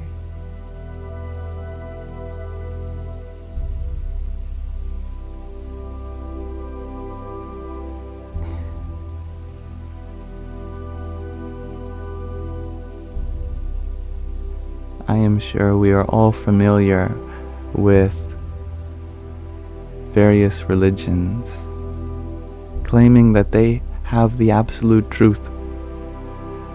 But if person A claims that they have the absolute truth, and person B claims that they have the absolute truth, then this means that one of them must be wrong, isn't it? But there's another conclusion that does account for the idea that they could both be right. How is that possible? They could both be right because they're both talking about the same truth, just from different perspectives. From one side, it looks like another thing, and from a different, it looks like yet another. But seated at the heart of that unity, you see that all religions are pointing in the same direction, should you choose to follow them. It is like going to the ocean. Sitting on an island, you ask someone what direction leads them to the ocean. One person points you in one direction, another points you in yet another. You say that one of them must be wrong, that someone has pointed in one direction and another in yet another. Therefore, the ocean can't be over there and over there. Except it is when what you're looking for is all around you.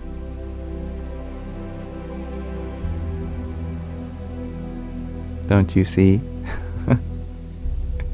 If you are looking for the ocean, it doesn't matter what direction you take, as long as you are consistent and not going in circles. We have heard the saying that God is omnipresent.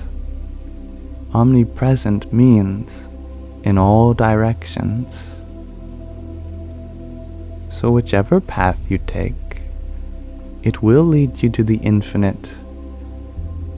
The infinite wouldn't be infinite if this weren't the case. But we can still get lost. It is possible to go in circles. And as long as we are going in circles, then we won't find that infinite. We'll find an infinite goose chase. But not the source of our being.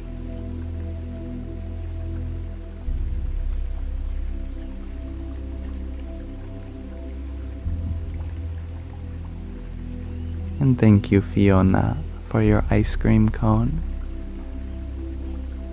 Hari Om Tat Sat. Oh, Anna, I'm so happy to hear that Jesus was there for you when you were having a hard time. Does this mean that the other saints or saintly beings weren't there for you?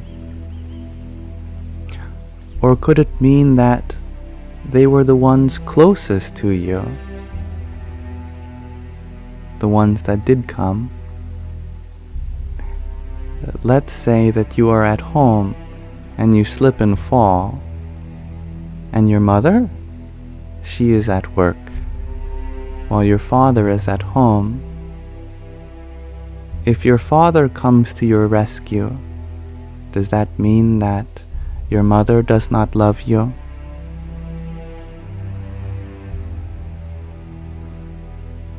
Of course, if your mother was there, she'd be the first to help you. Whoever was near you at the time, they would be the one who got your back. And when we are so close to a certain tradition our whole life, when we fall, of course the first that is going to reach our heart is the one that we are so near to. But much like the example of a mother and father, you are still taken care of, regardless of where you are and who you let close.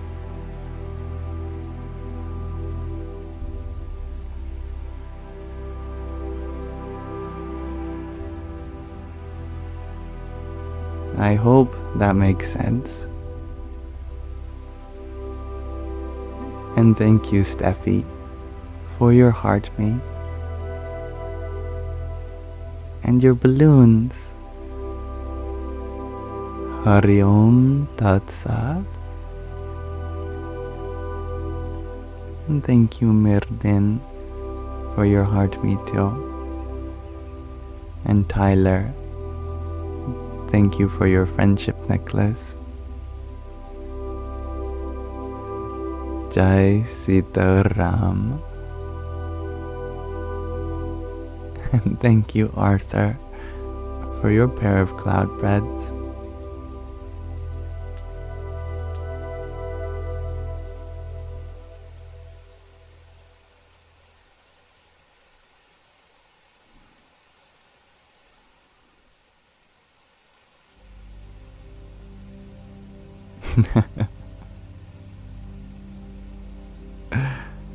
Wes, you share. So then, if God is a giant goose, we are like the golden egg. No, we are the geese.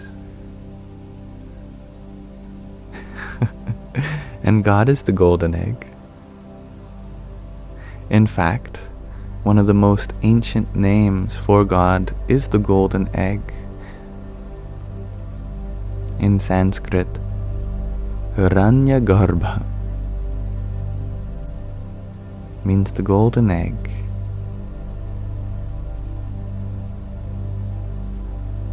Why? Because an egg contains all the necessary components for life.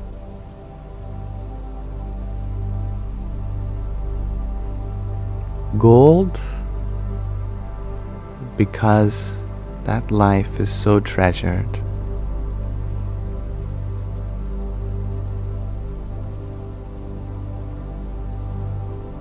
And thank you, Puzzle, for your TikTok. Radhe Radhe Hiranyagarbha. I believe it's Hiranya Hiranya Garbha, Garbha, Hiranya Garbha. Or maybe I'm putting the aspiration on the wrong consonant. There's an H in there.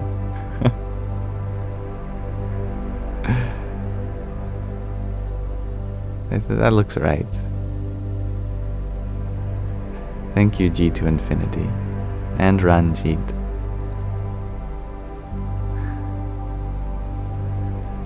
Warm Sun, you ask, is it yam or yam in the pronunciation? Well, given that it's from my given name, Liam, I guess if you take off the L, it's yum. But that doesn't quite sound right, does it? So I say yam.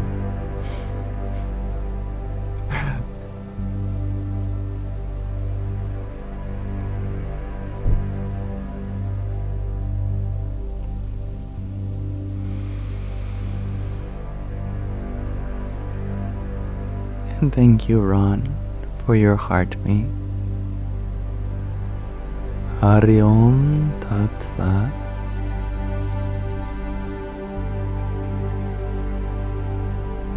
I am yum in every way.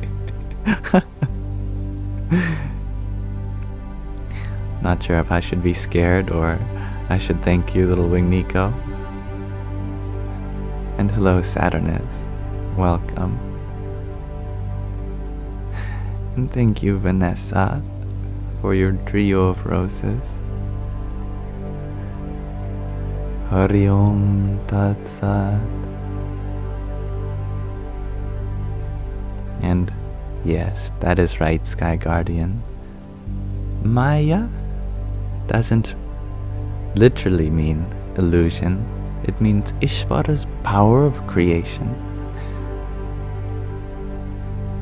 There are the three Shaktis. The Maya Shakti, the power to manifest material creation. The Jiva Shakti, the power to manifest individuality. And the Yogamaya Shakti, the power to manifest the veil which separates the two. And the Yogamaya, that is perhaps more akin to the illusion, the divine illusion that we're separate. That's the role of the Yogamaya Shakti.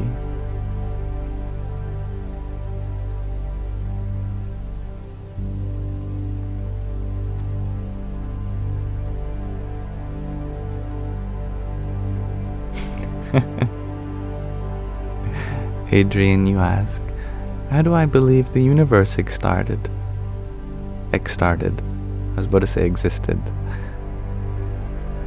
Did the universe start? Do I believe the universe had a start? That's a question.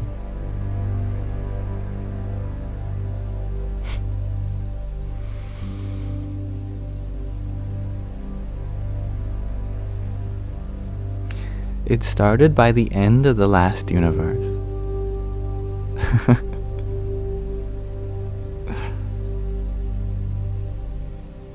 And thank you, Saturnus, for your heart me. 3017 bracelet, my favorite number, and your pair of cheer you ups. Jai Sitaram.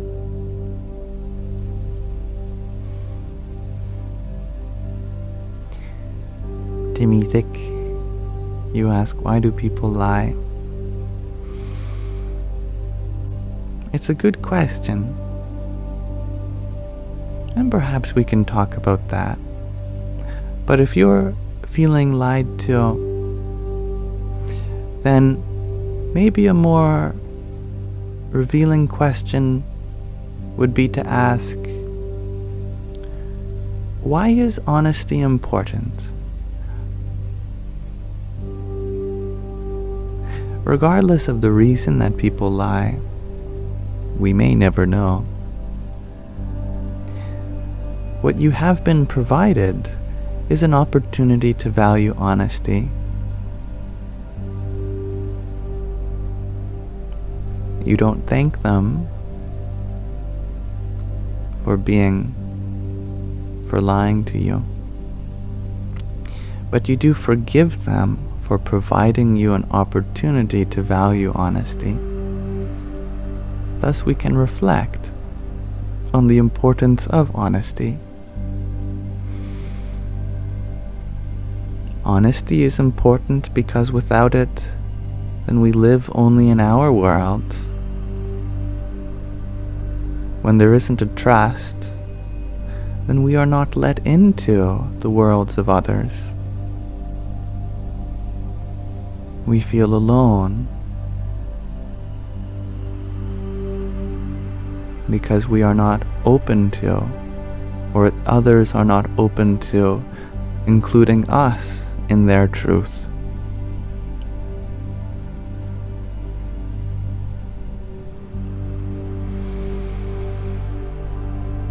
And I like the way you put that, Frankie Jam. We value honesty because honesty keeps our values. I like that. And thank you, Lucas, for 94 roses. A lot of roses.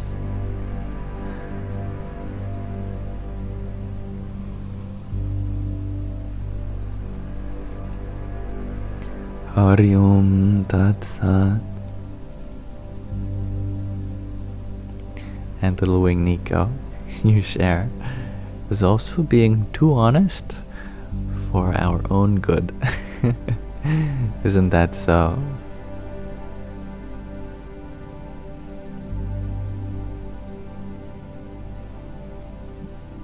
It is important to know when to reveal information and how much.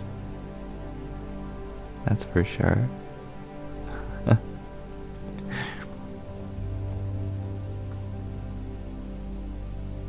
And Lucas, you share that for a second you thought I dyed my hair. You're not the only one.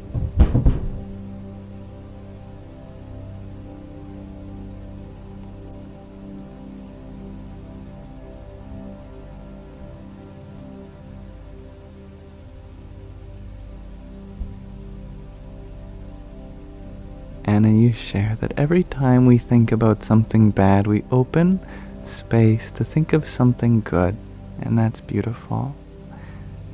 I love that observation. What is negativity but a kind of spaciousness which is waiting to be filled by positivity? And that provides the positivity with a reason to become.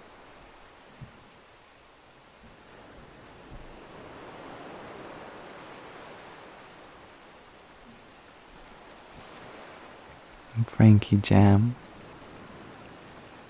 you share that you lost your parents and your 3 brothers and your only sister in the past 7 years.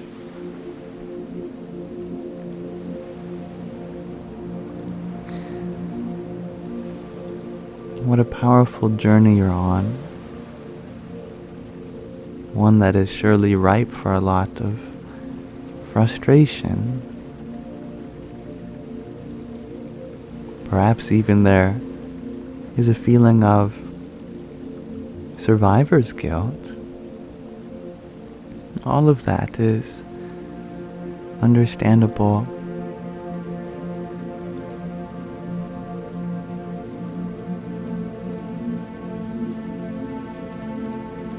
I think now more than ever, that story about the man who lost his wife that I tell often is so important. This man went to their guru once, and they said, "Guruji, I am so sad.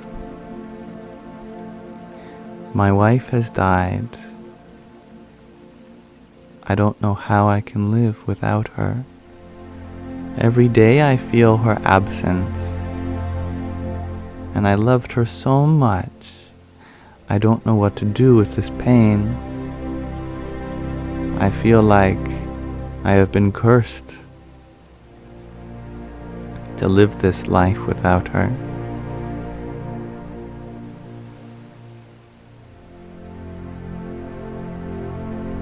The Guru said, "Is it okay if I ask you a question?"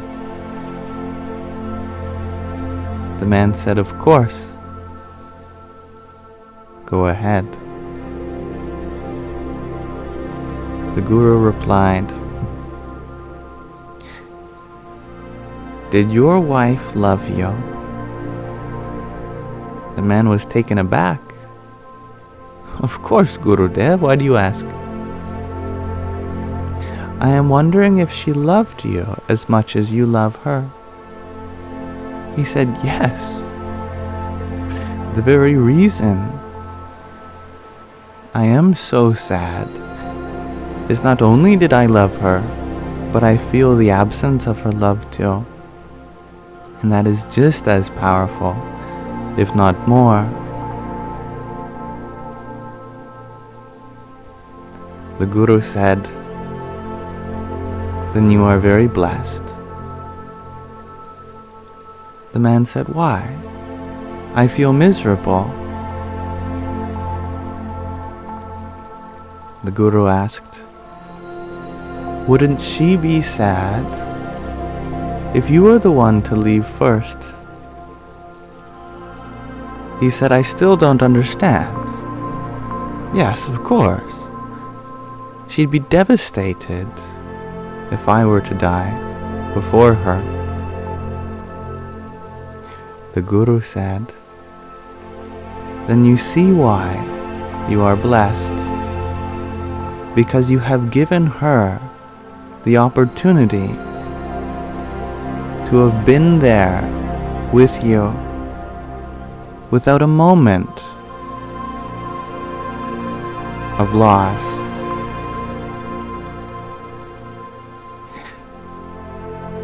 Beyond the grave, her soul is surely thanking you so that you may have loved her, and therefore you carry the pain so that she doesn't. And that is a gift that you keep on giving her for each moment that you live on. The man started to understand. Tears welled up in his eyes. He said, you mean to say that because she has died, I have given her the chance so that in her life she was not a moment without me? The Guru said, exactly. You love her so much that your soul vowed to outlive her, so that you give her this blessing, and she will cherish that for eternity.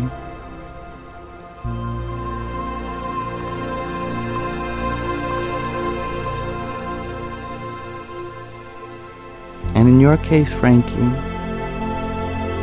that couldn't be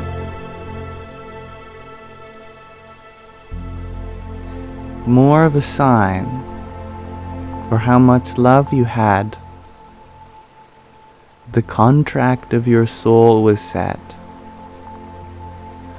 so that none of those whom you loved and loved you would have to bear the weight of losing you.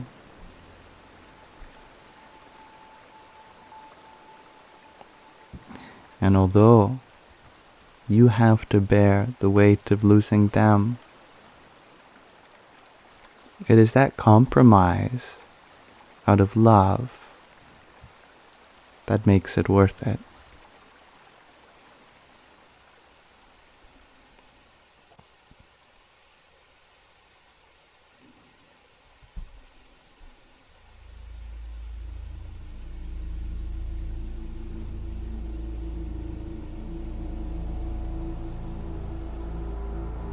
And thank you, Giggles Mekaha, for your rose as well. Frankie, you ask, do I speak to spirit?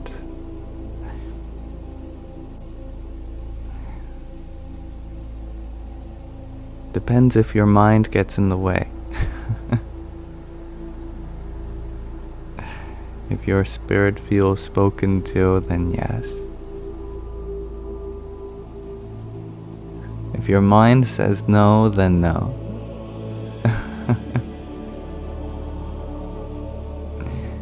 And thank you, Maria, for your rose.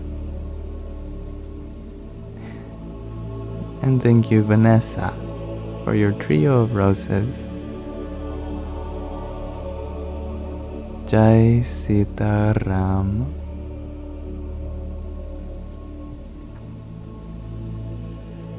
Sky Guardian, you share that you're stoked for the super interview tomorrow. Am I excited? Not really.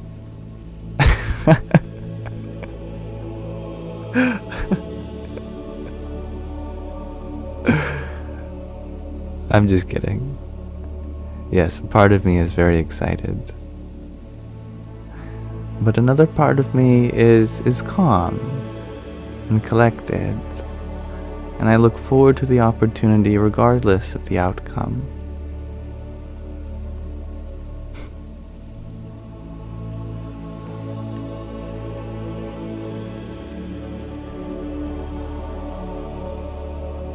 No, I am excited. The first answer is the correct one. The first one is the one you wanted to hear.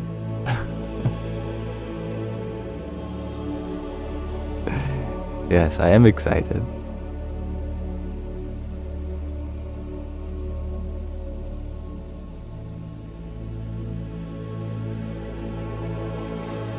And Frankie, I understand your wish to hear from one of them. And the truth is that you do hear from them. But instead of listening with your ears, you listen with your heart. And it is in that very sadness that you feel that communion occurs.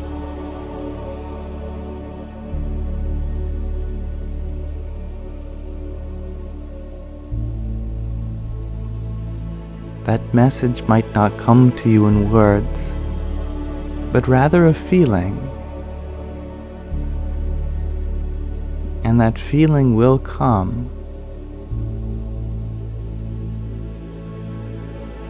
where you feel guided and connected to them.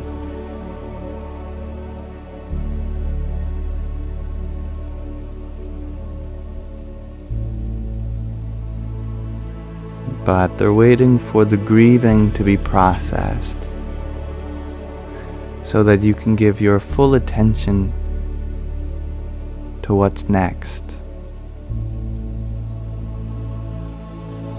So the celebration of their life can go on.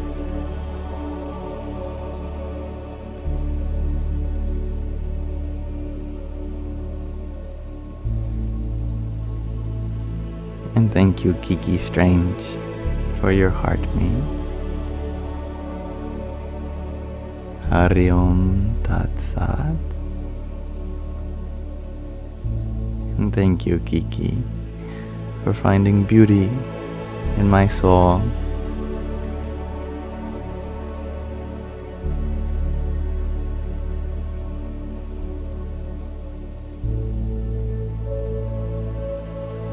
And I agree with what Michael Taylor said.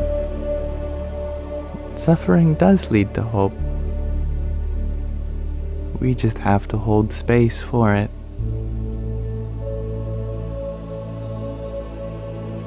The number one thing you can do for your depression, Frankie, and everyone, is to be there for it. Instead of showing up to your responsibilities, show up to yourself. Honor that sadness, that grief, that anger, that sorrow. Allow yourself to feel it, and your heart will open.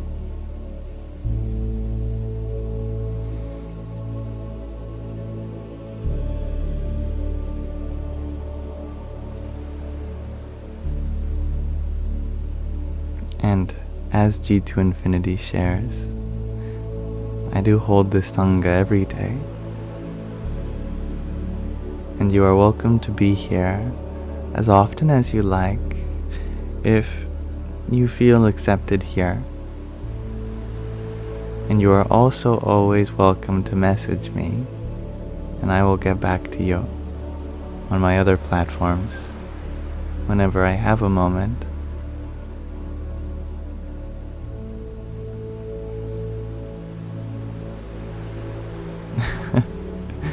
And I am happy that you feel positivity radiating from me, Kiki, and that it's very comforting. What is comforting is your ability to perceive that in me. And if you can perceive that in more and more people, you will be comfortable wherever you go.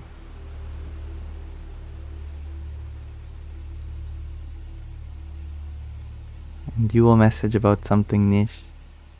Thank you. Just make sure you message on a place that I will respond, as the banner says up here.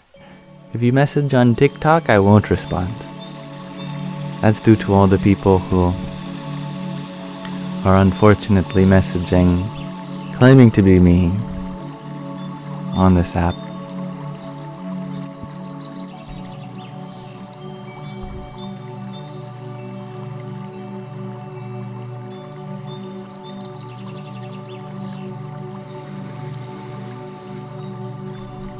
Good night, Mariham.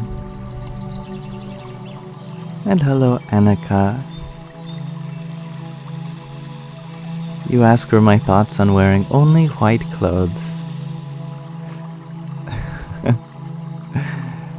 As long as you are ready for all the stains that will happen. As long as you are willing to do a little bit more work with your laundry. Then that's a beautiful endeavor.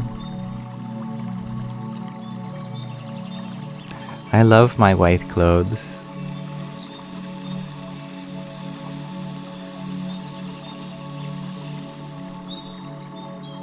Hannah, you share that the birds are a bit too loud. Thank you for telling me. Would you like me to turn it down?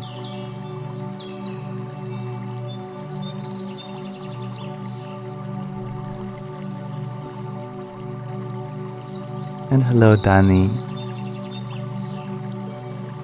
You ask, how to heal from heartbreak or a lost love? By recognizing that you can never lose love, because love is with you always. People wonder, which one is my soulmate? But love is your soulmate, and I hope you find that love within every soul, especially your own. Love never dies, it only changes form. Love is never lost, it only wanders to and fro.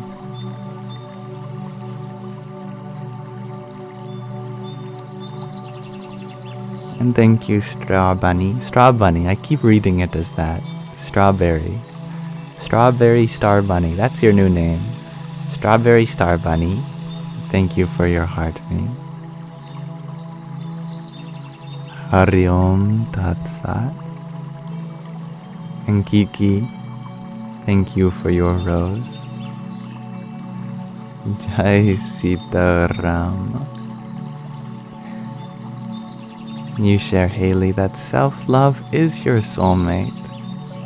And Magdalene, you share that our soul is our soulmate, source, life itself, the universe. Well said. So even if you don't believe in soulmates, do you believe in yourself?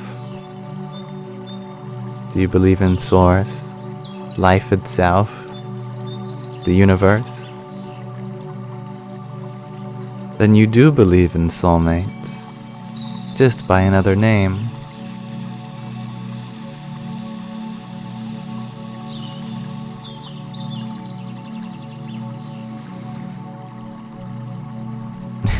Hello, baby girl. You've got a clever username.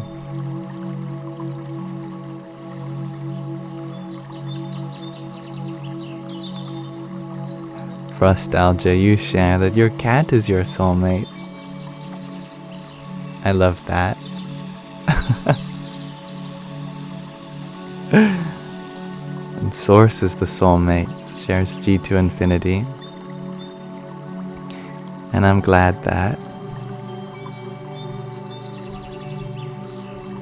you find beauty in the sound of this live Tonmora, Tonamora. Maybe you can get some sleep of it. You are welcome to. Did I hang out with my father yesterday? Asks Sakura. I did, and we played pool together. 8-ball pool for like 5 hours.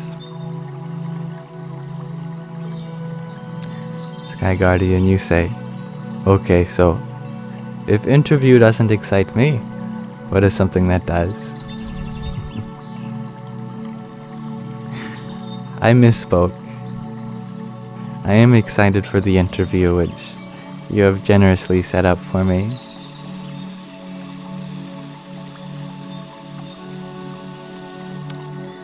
Sometimes excitement is associated with expectation of outcome, and it was in that intention that I said no. But if you mean that I look forward to it, and I have passion for the experience, and I'm grateful for it, then yes, I am excited.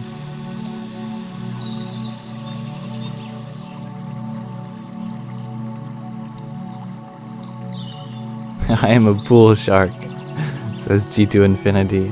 My father is. I think he beat me almost every time. Sky Guardian, you share. Sorry, you can't take it back. It's been said. Always is there room to say things differently.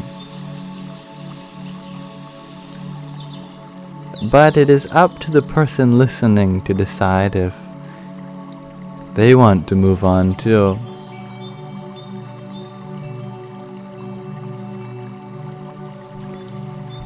Shield Design, you ask. I'm that physics/science dude too, yeah? If that is what I am to you, then thus I am.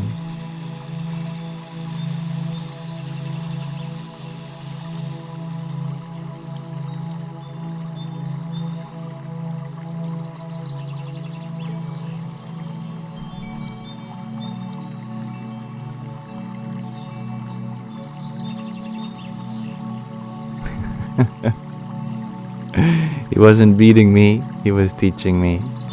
Very true, Canuck Gypsy. A student is only as good as their master. Or, a player is only as good as their opponent.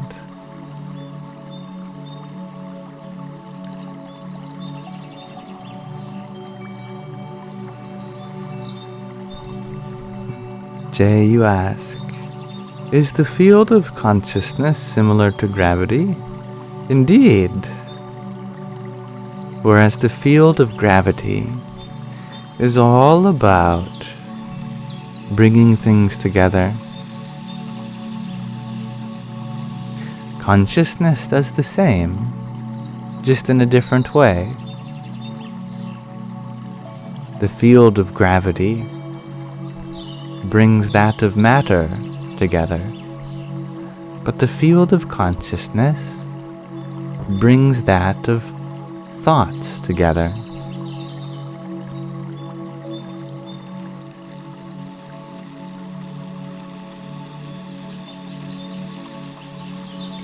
One is the gravity of matter.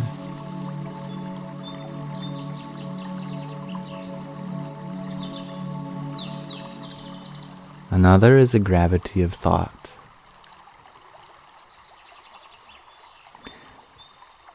Wherever your consciousness is concentrated, thoughts begin to be attracted to that.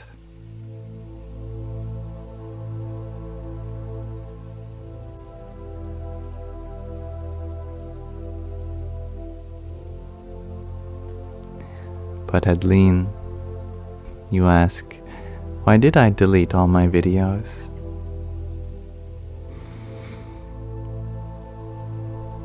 Because they weren't mine to make.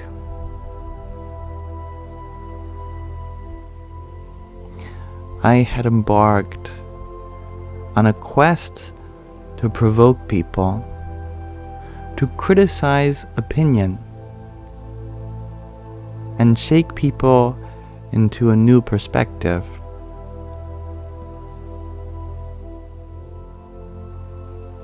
But this did not align with my higher intention.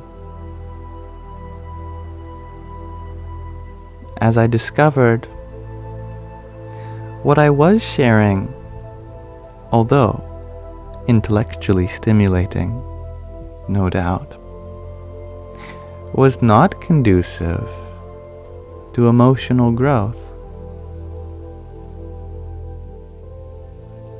I realized that the world is not lacking in intelligence.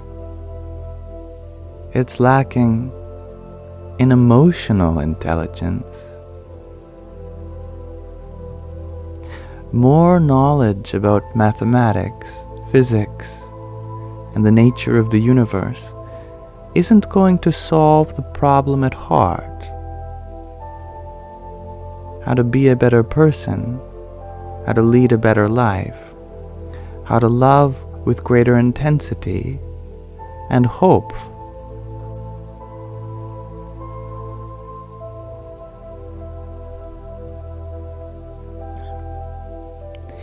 It was my original goal to be of service to the world, and my understanding of how to truly be of help has evolved.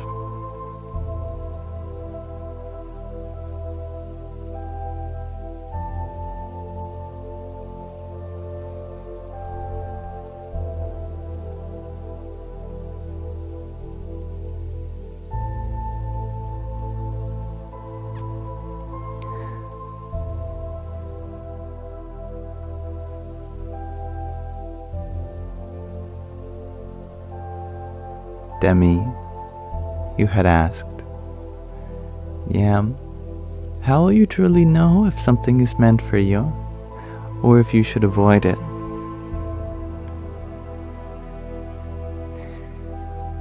Nothing is meant for you. You are meant for everything.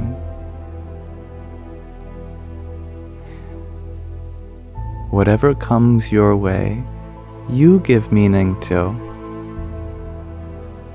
No one, nothing gives meaning to you. You are the source of meaning. May you find it in all that you do.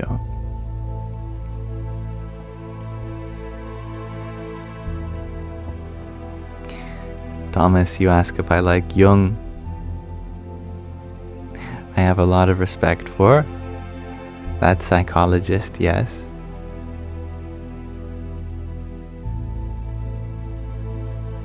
Nuno, you ask, don't I have a degree on physics? No.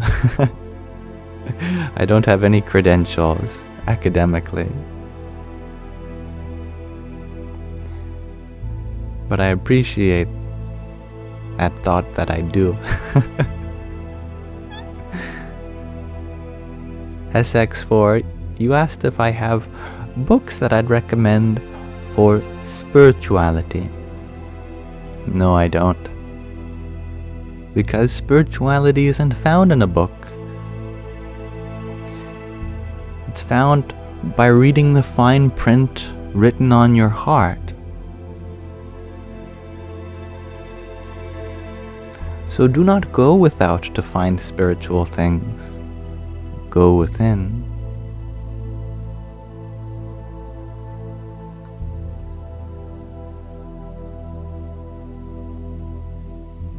And thank you, the Canuck Gypsy, for your presence here. Marie, you ask, what do I think about substance abuse? Substance abuse, it is like dulling the blade so we do not cut ourselves, rather than steadying our hand so that we still have the potency of the blade without the ability to harm ourselves. Substances dull the mind so that we don't cut ourselves with our own sharpness of mentality.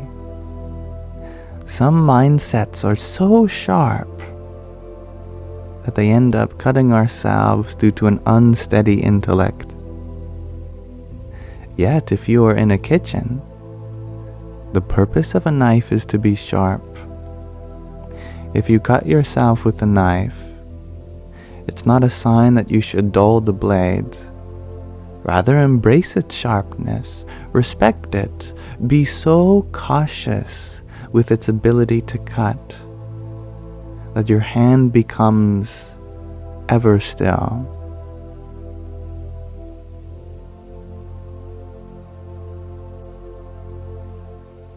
Likewise, recognize the mind's ability to conduce harmful sensations, anger, fear, sadness, regret, guilt, misery, depression, anxiety. The mind is capable of producing a whole variety of experiences. But if you steady yourself, you won't have to worry about being affected by it. You respect that ability of the mind, honor it, become still. Then you don't have to turn to external sources of suppressing the mind's ability in order to be comfortable within yourself.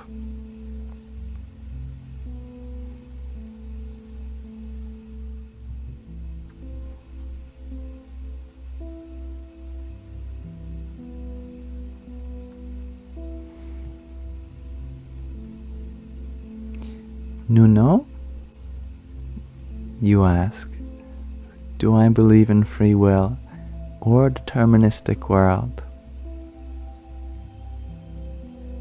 I believe that the world is determined by our free will, so it is both.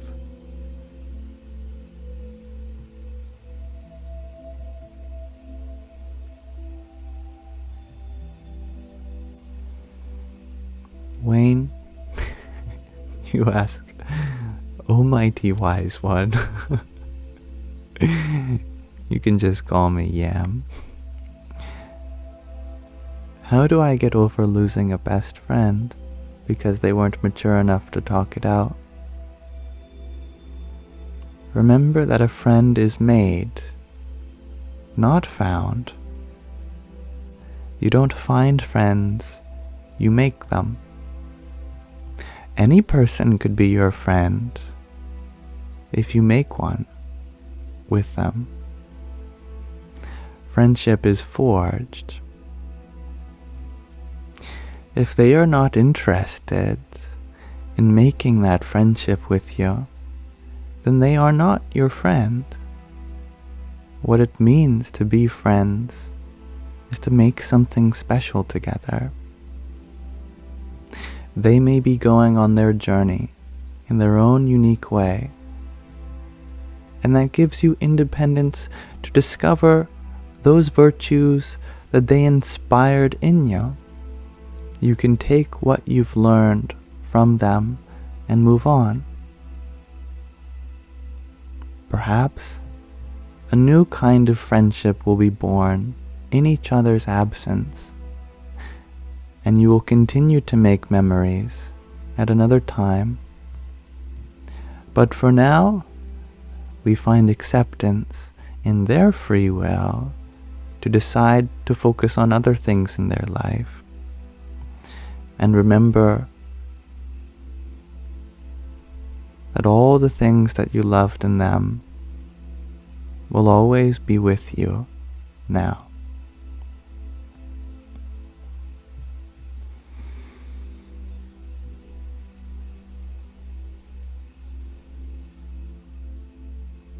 Skip, you share that someone commented gay on your recent TikTok. Just wait. I'm sure if we go live for long enough, someone will say that in this live too.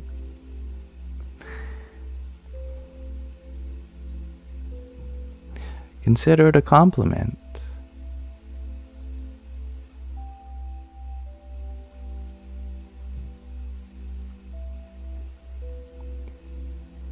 And thank you, Sasha, for your rose.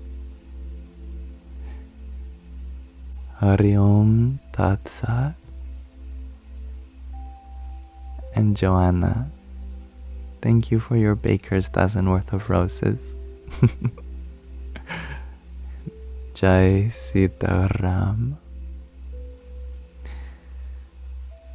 That's right, Kanak. It's not an insult.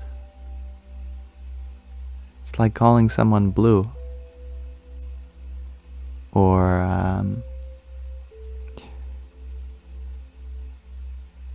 calling someone stretchy. It's just an adjective.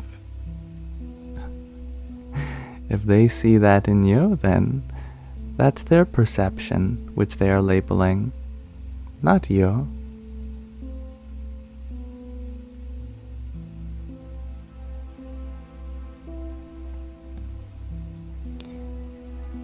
And thank you, PW, for your trio of roses.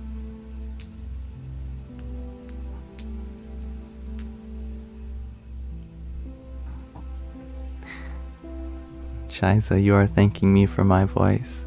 You'll have to thank my mother. She grew these vocal cords herself. But I'm happy that it's been helping you from your own racing mind.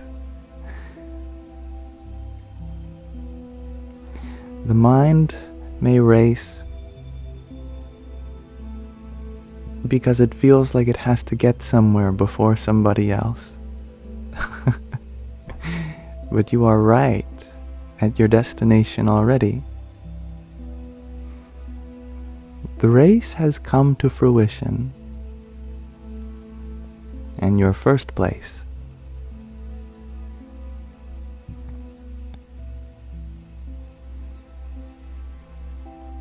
J&M, you ask how to deal or get rid of the fear that's always inside us. I'll tell you an answer, and at first it sounds scary, and then it becomes comforting. One never gets rid of that fear that's always inside of us, because that fear is a part of us. And the more we accept that fear, the less it scares us. Life is scary.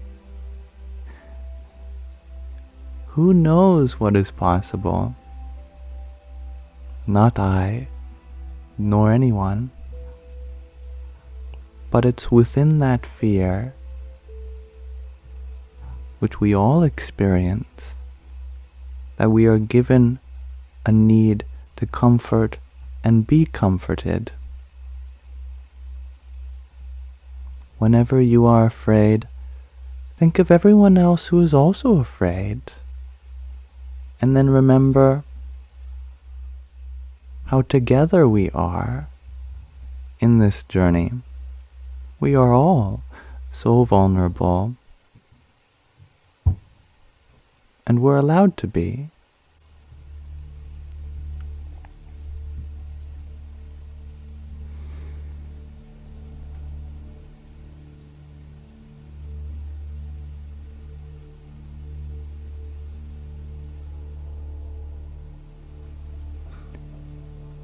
Starlight,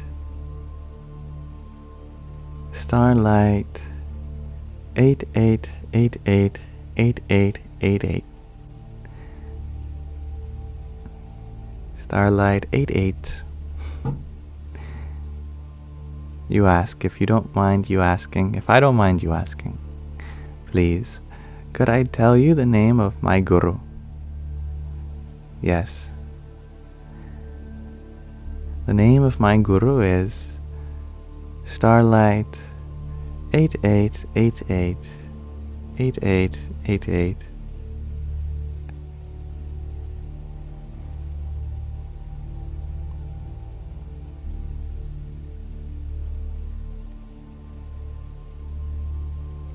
And thank you, Wayne, for your heartbeat. Hari Om Tat Sat.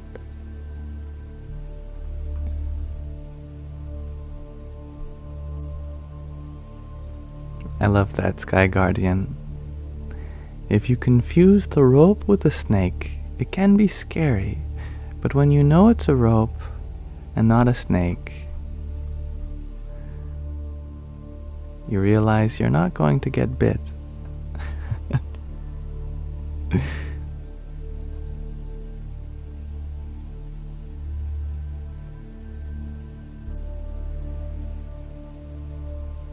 What is that line from the Ashtavakra Gita, where Ashtavakra sings to King Janaka?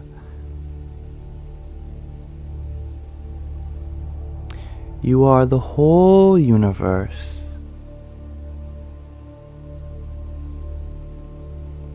The whole universe is inside you, like the mirage of a snake in a rope.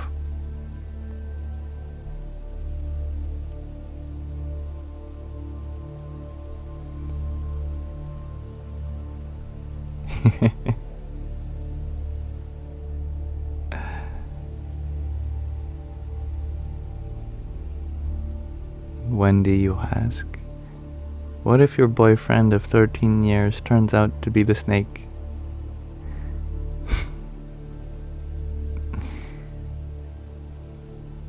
Then you thank the universe for giving you this opportunity to discover your own independence.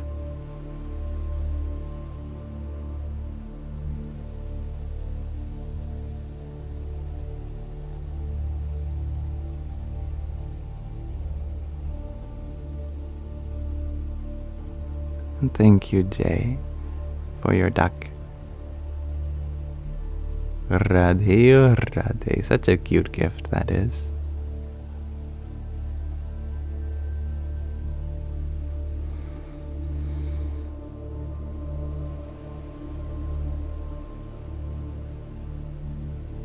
And Cookie, you share that you do suppose that I get comfort by comforting you all, others. So in fact, that would be my guru. Tataastu.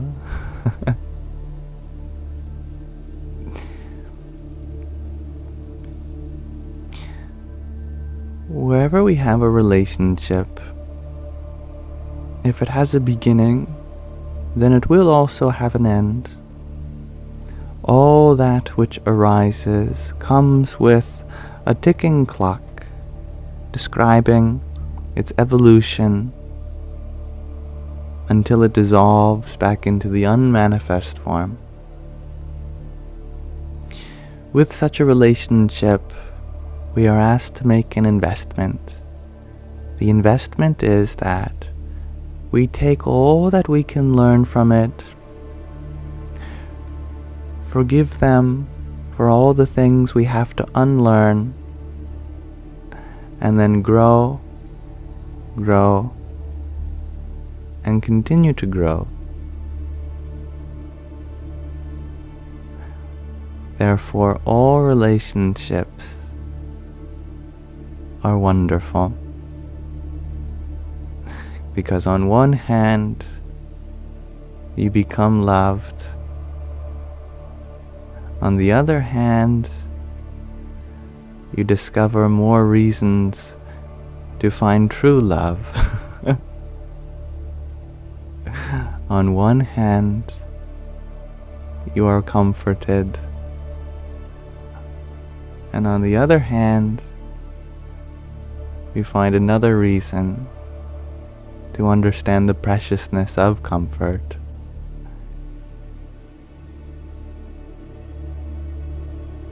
All challenges that we go through are opportunities for our growth.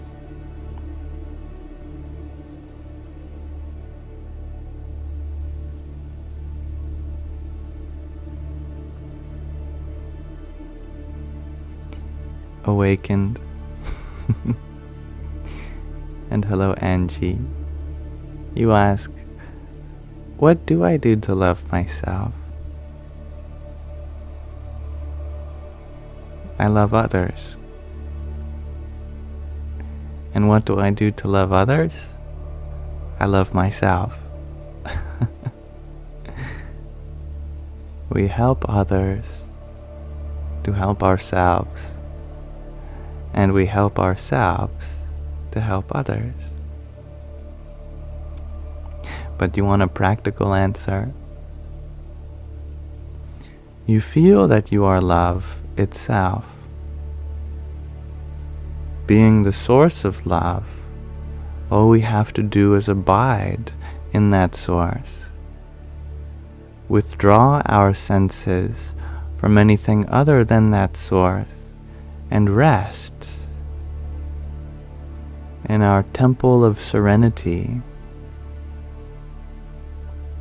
our sanctuary of tranquility. Even when the mind is racing, even when our emotions are uncertain and the world is uneasy, abiding in what you are, love itself.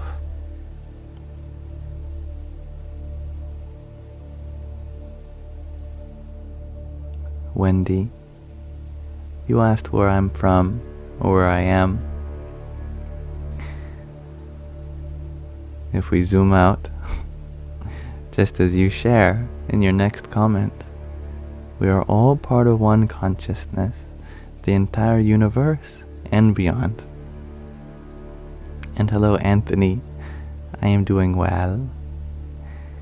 I am happy, full of memories on this Memorial Day weekend. How are you doing? And Kat, you asked, how do I have live access without any videos on my profile?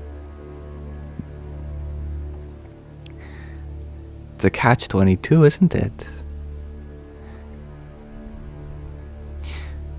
I need followers to go live.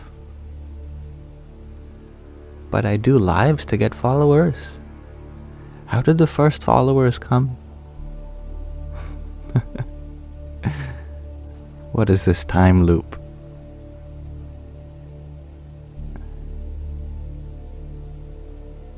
It's because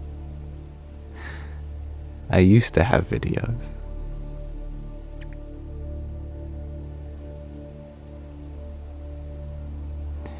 But you're wondering where you can see me when I'm not on live.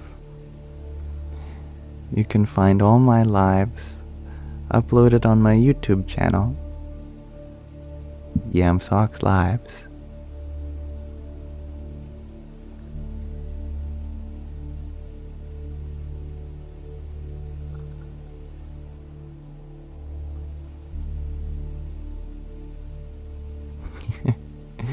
Skip. You shared that someone commented gay on your recent TikTok. I'm having deja vu.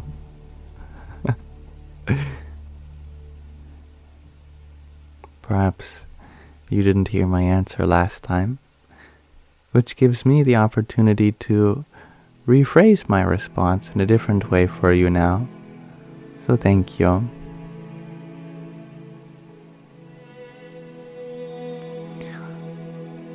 Whatever labels someone may throw your way, what they are experiencing is their life. The only thing we ever can experience is life through our own eyes, ears, nose, tongue, and skin. All of the things in this moment are perceived through the filter of the mind. Therefore, what they are labeling is their own mind.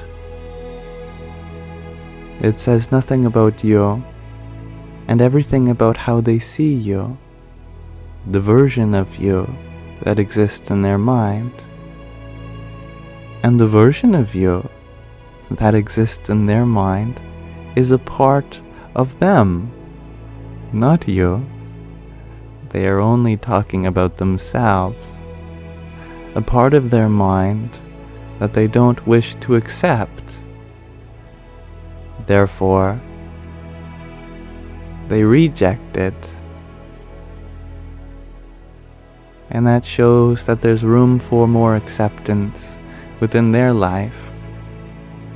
And we have the potential to be that acceptance for them by not reacting to their words, by remaining compassionate, patient, and understanding.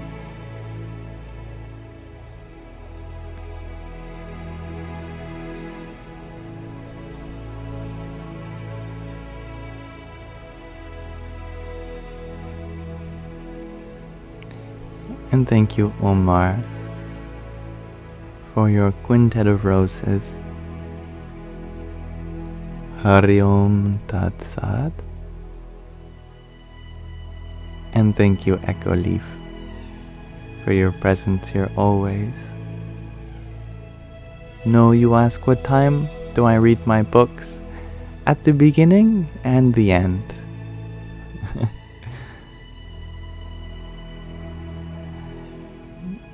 Perhaps it is time to start wrapping things up for today, as we have been live for 3 hours so far.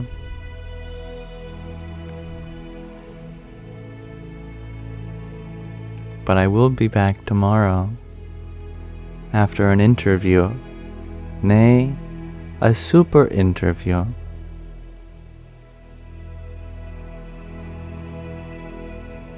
And thank you, MJ, for your quartet of finger hearts.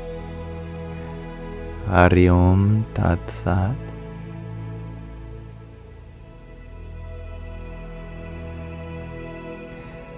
E-flat impressions, or EB impressions. You ask, where's this music from?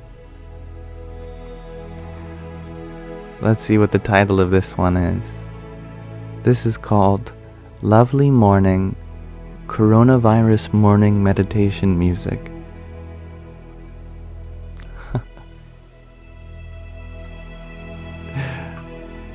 I downloaded some royalty-free, non-copyright music from SoundCloud. I didn't pay much attention to the title, just what it sounded like.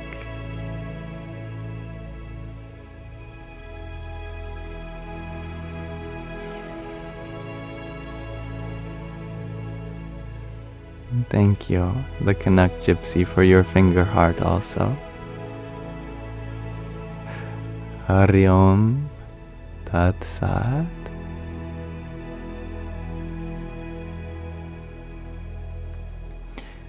Now indeed, before we go, there are two things I'd like to do with you all.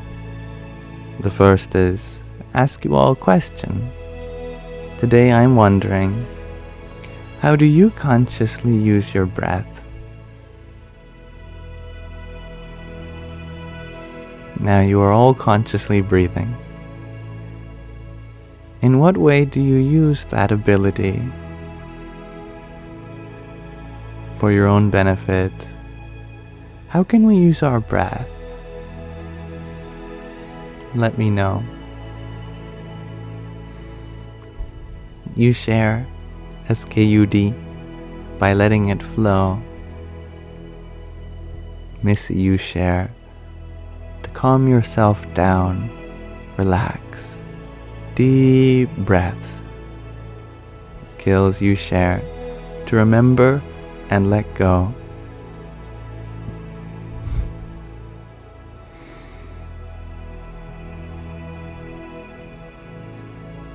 And Haley, you share mindfulness. More like breathfulness. Am I right? It's funny how mindfulness is really being mindless. And being mindless is being full of your mind. Dansuela, you share to allow yourself space between thoughts. Beautiful. Jake, you share that you use it to remember you are human with a heart and body. I love that. Michelle, you share to relax and release bad energy. And Anna, you share that you love it when the Sangha is earlier so you can meditate afterward. And those are the best meditations. I'm happy to hear that. Jamie, you share to bring yourself back. I love that. They say home is where you return to. Let us return to our breath. MJ, you share to get centered, to lower anxiety, to feel deeply, to get grounded. Jay, you share. The breath is the center, the place where the mind and body meet. It is the road to the heart. So beautiful.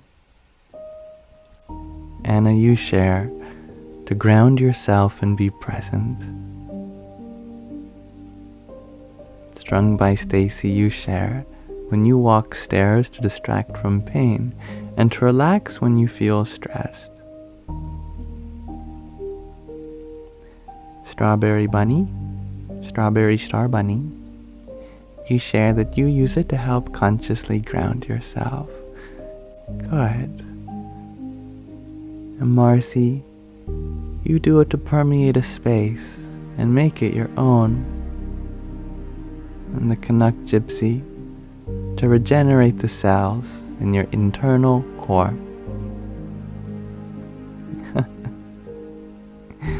EB Impressions, you share that I should have a talk with Dr. K. You'd think I'd have a great conversation.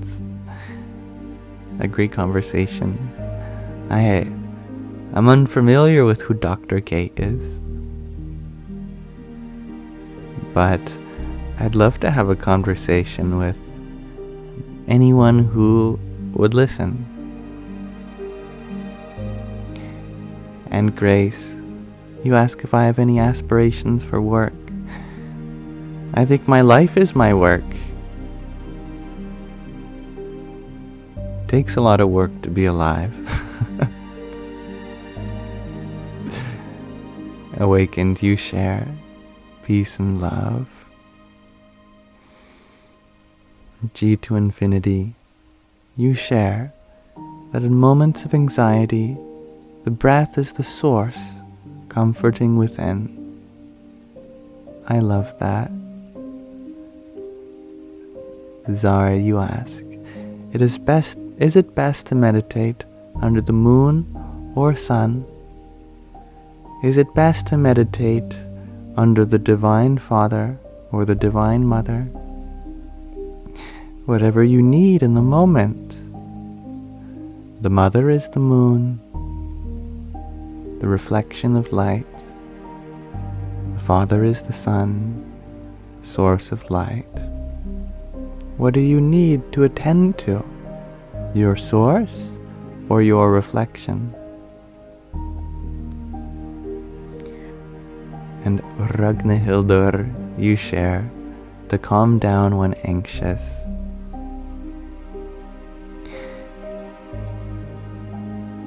Kiki, you share that you suffer dissociation. Your breath brings you back to yourself so you don't get lost.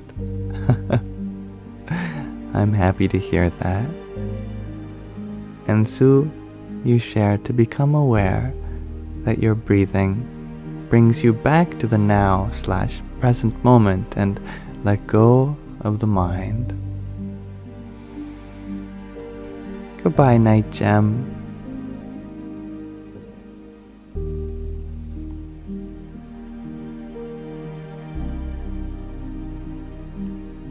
Evie, you share that Dr. K is a doctor, that much I gathered, that streams on Twitch. He is a mix of Eastern philosophy and science. I love to hear that. So important to bridge those, well, bridges.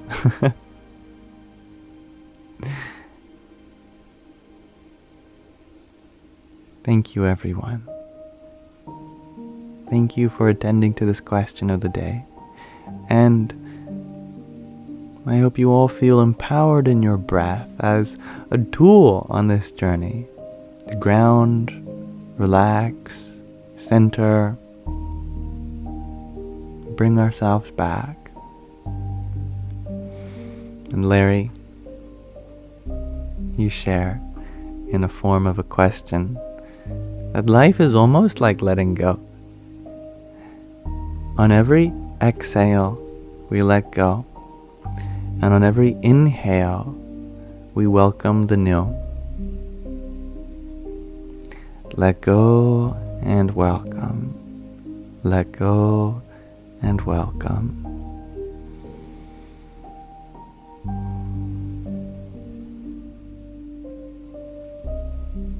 And thank you for being here, Jay. Before we go, let us read from another section of In Love at Ease. This is a book about a person, a human who was humanly divine, a person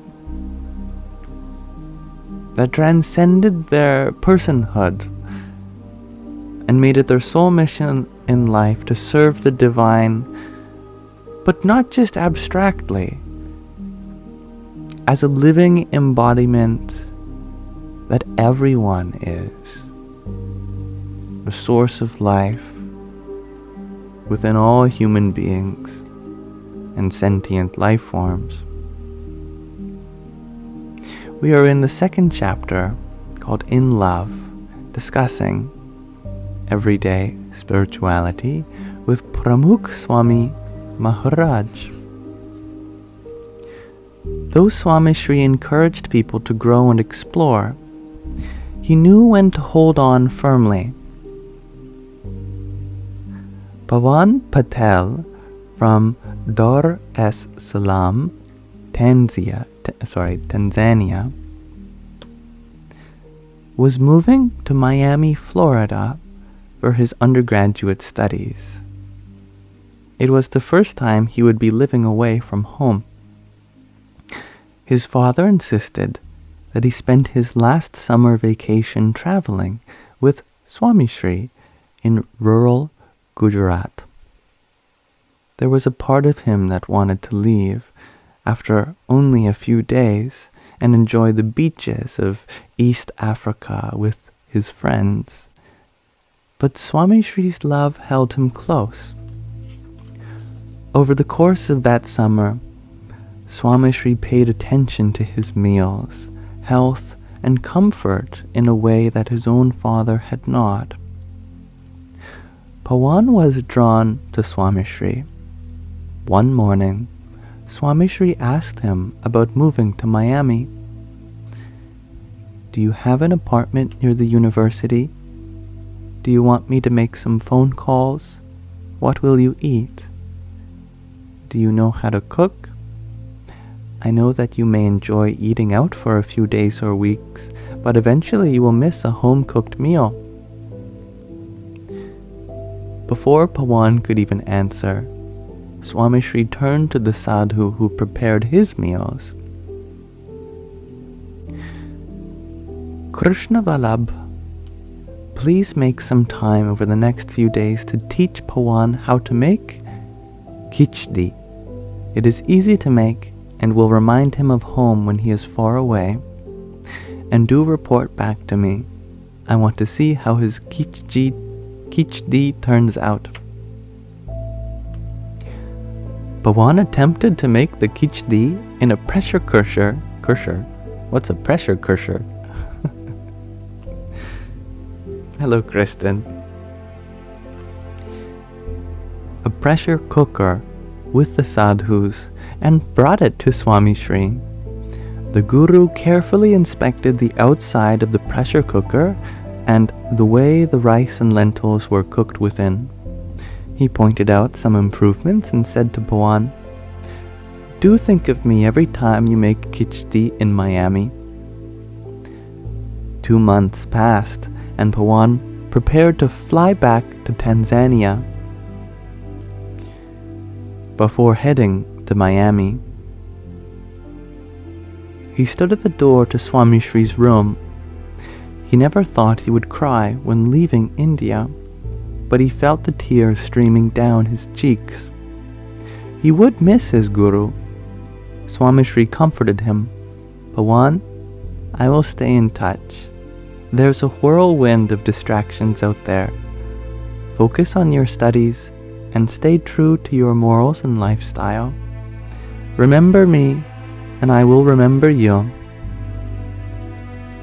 True to his word, Swami Shri called Pawan every few weeks to check in on his health, his studies, and of course, the cooking. Pawan felt guilty. Swami Shri, you have so much to do, so many people to care for. I feel terrible that you have to call me and check in. I am fine. Please do not take the trouble. Swami Shri held on. I do not have to call you.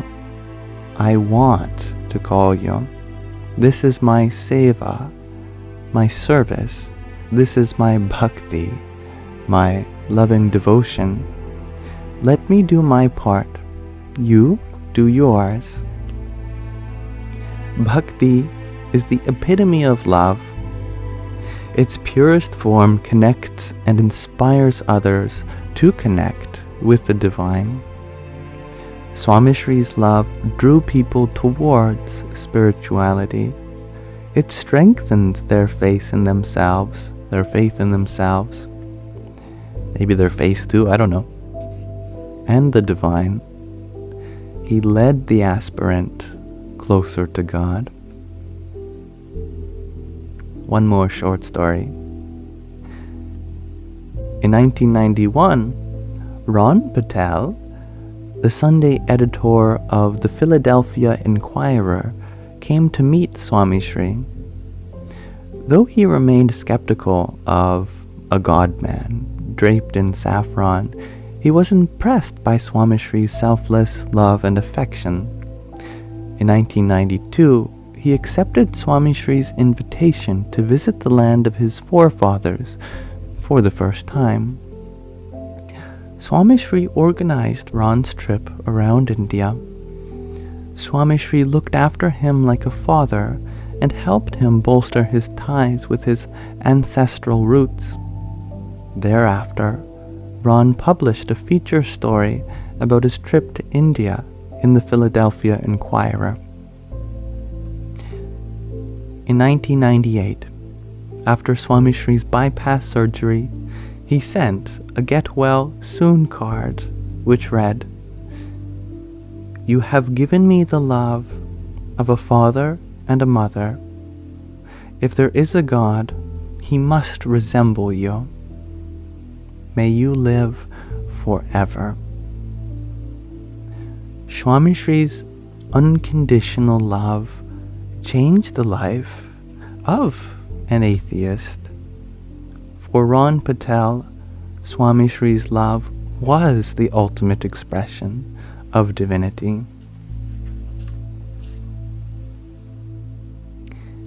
I know I said one more story, but this one's only a paragraph too. Just one more love story. They're so addicting, they're like cookies.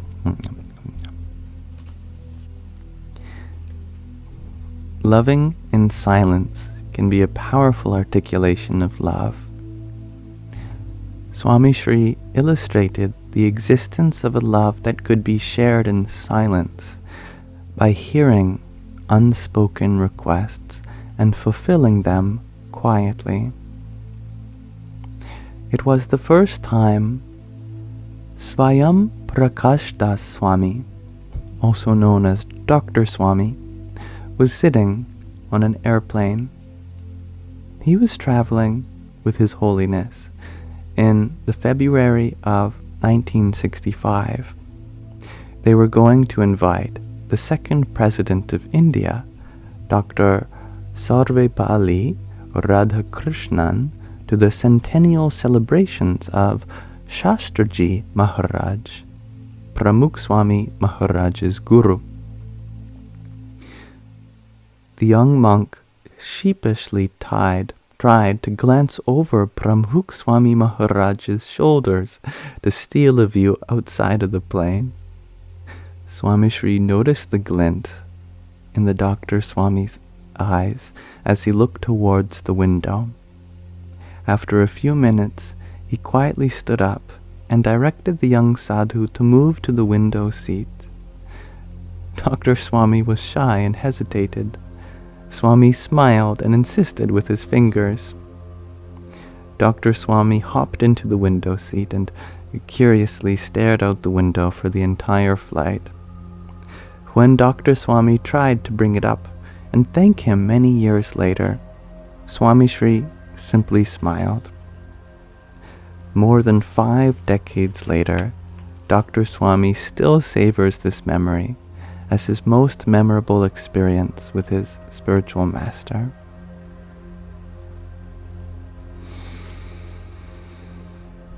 Thank you for listening, everyone, and we'll pause our reading there for now. And I thank you all for coming to this Sangha today. I appreciate everyone's participants, and I certainly look forward to the next one. And Magdalene, you share that in love at ease will certainly be your next investment, given it is the gift that keeps on giving. I'm happy to hear that. And I think I mentioned before that all the proceeds of the book, I've heard, go to help tribal education welfare in rural India. So people will very much benefit from that gift, besides yourself. Thank you, Dansuela. Thank you, Christine. And thank you, Anthony. Thank you, Jay. Much love, everyone. Thank you, Strawberry, Star Bunny, my goodness, even though I named you Strawberry, Star Bunny, I keep getting it messed up.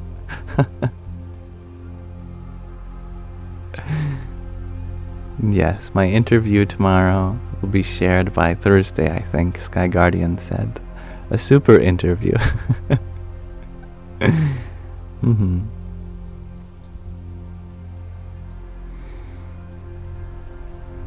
Thank you, Dasha, for your rose.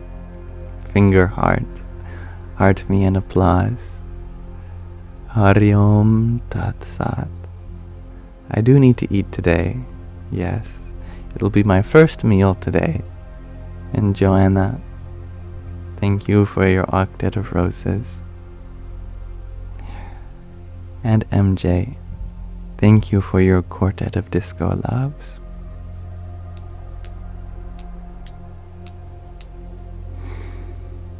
As always, I will be uploading the recording of this live to my Yamsox Live's YouTube channel. In case you wanted to... Actually, my apologies. I normally upload them to the Yamsox Live's YouTube channel, but the ASMR editions I upload to my ASMR channel. In case you just want to listen to the relaxing lives, which put emphasis on validation and affirmation, like the one today, it will be on the ASMR Yamsox channel, Yamsox ASMR. So that's there for you, in case you're interested. Until next time, may this be an offering to Sri Radha Krishna,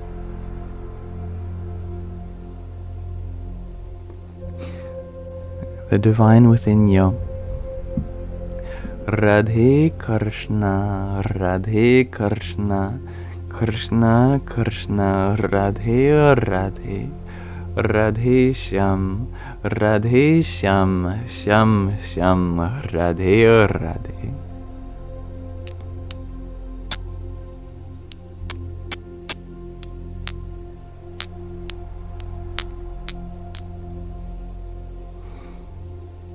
And thank you, Dasha, for your rose as well.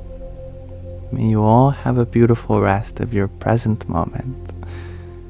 And for all of you who are struggling, you'll make it through this. You are loved, and the universe will take care of you. And thank you, B525, for your rose too. Bye, everyone.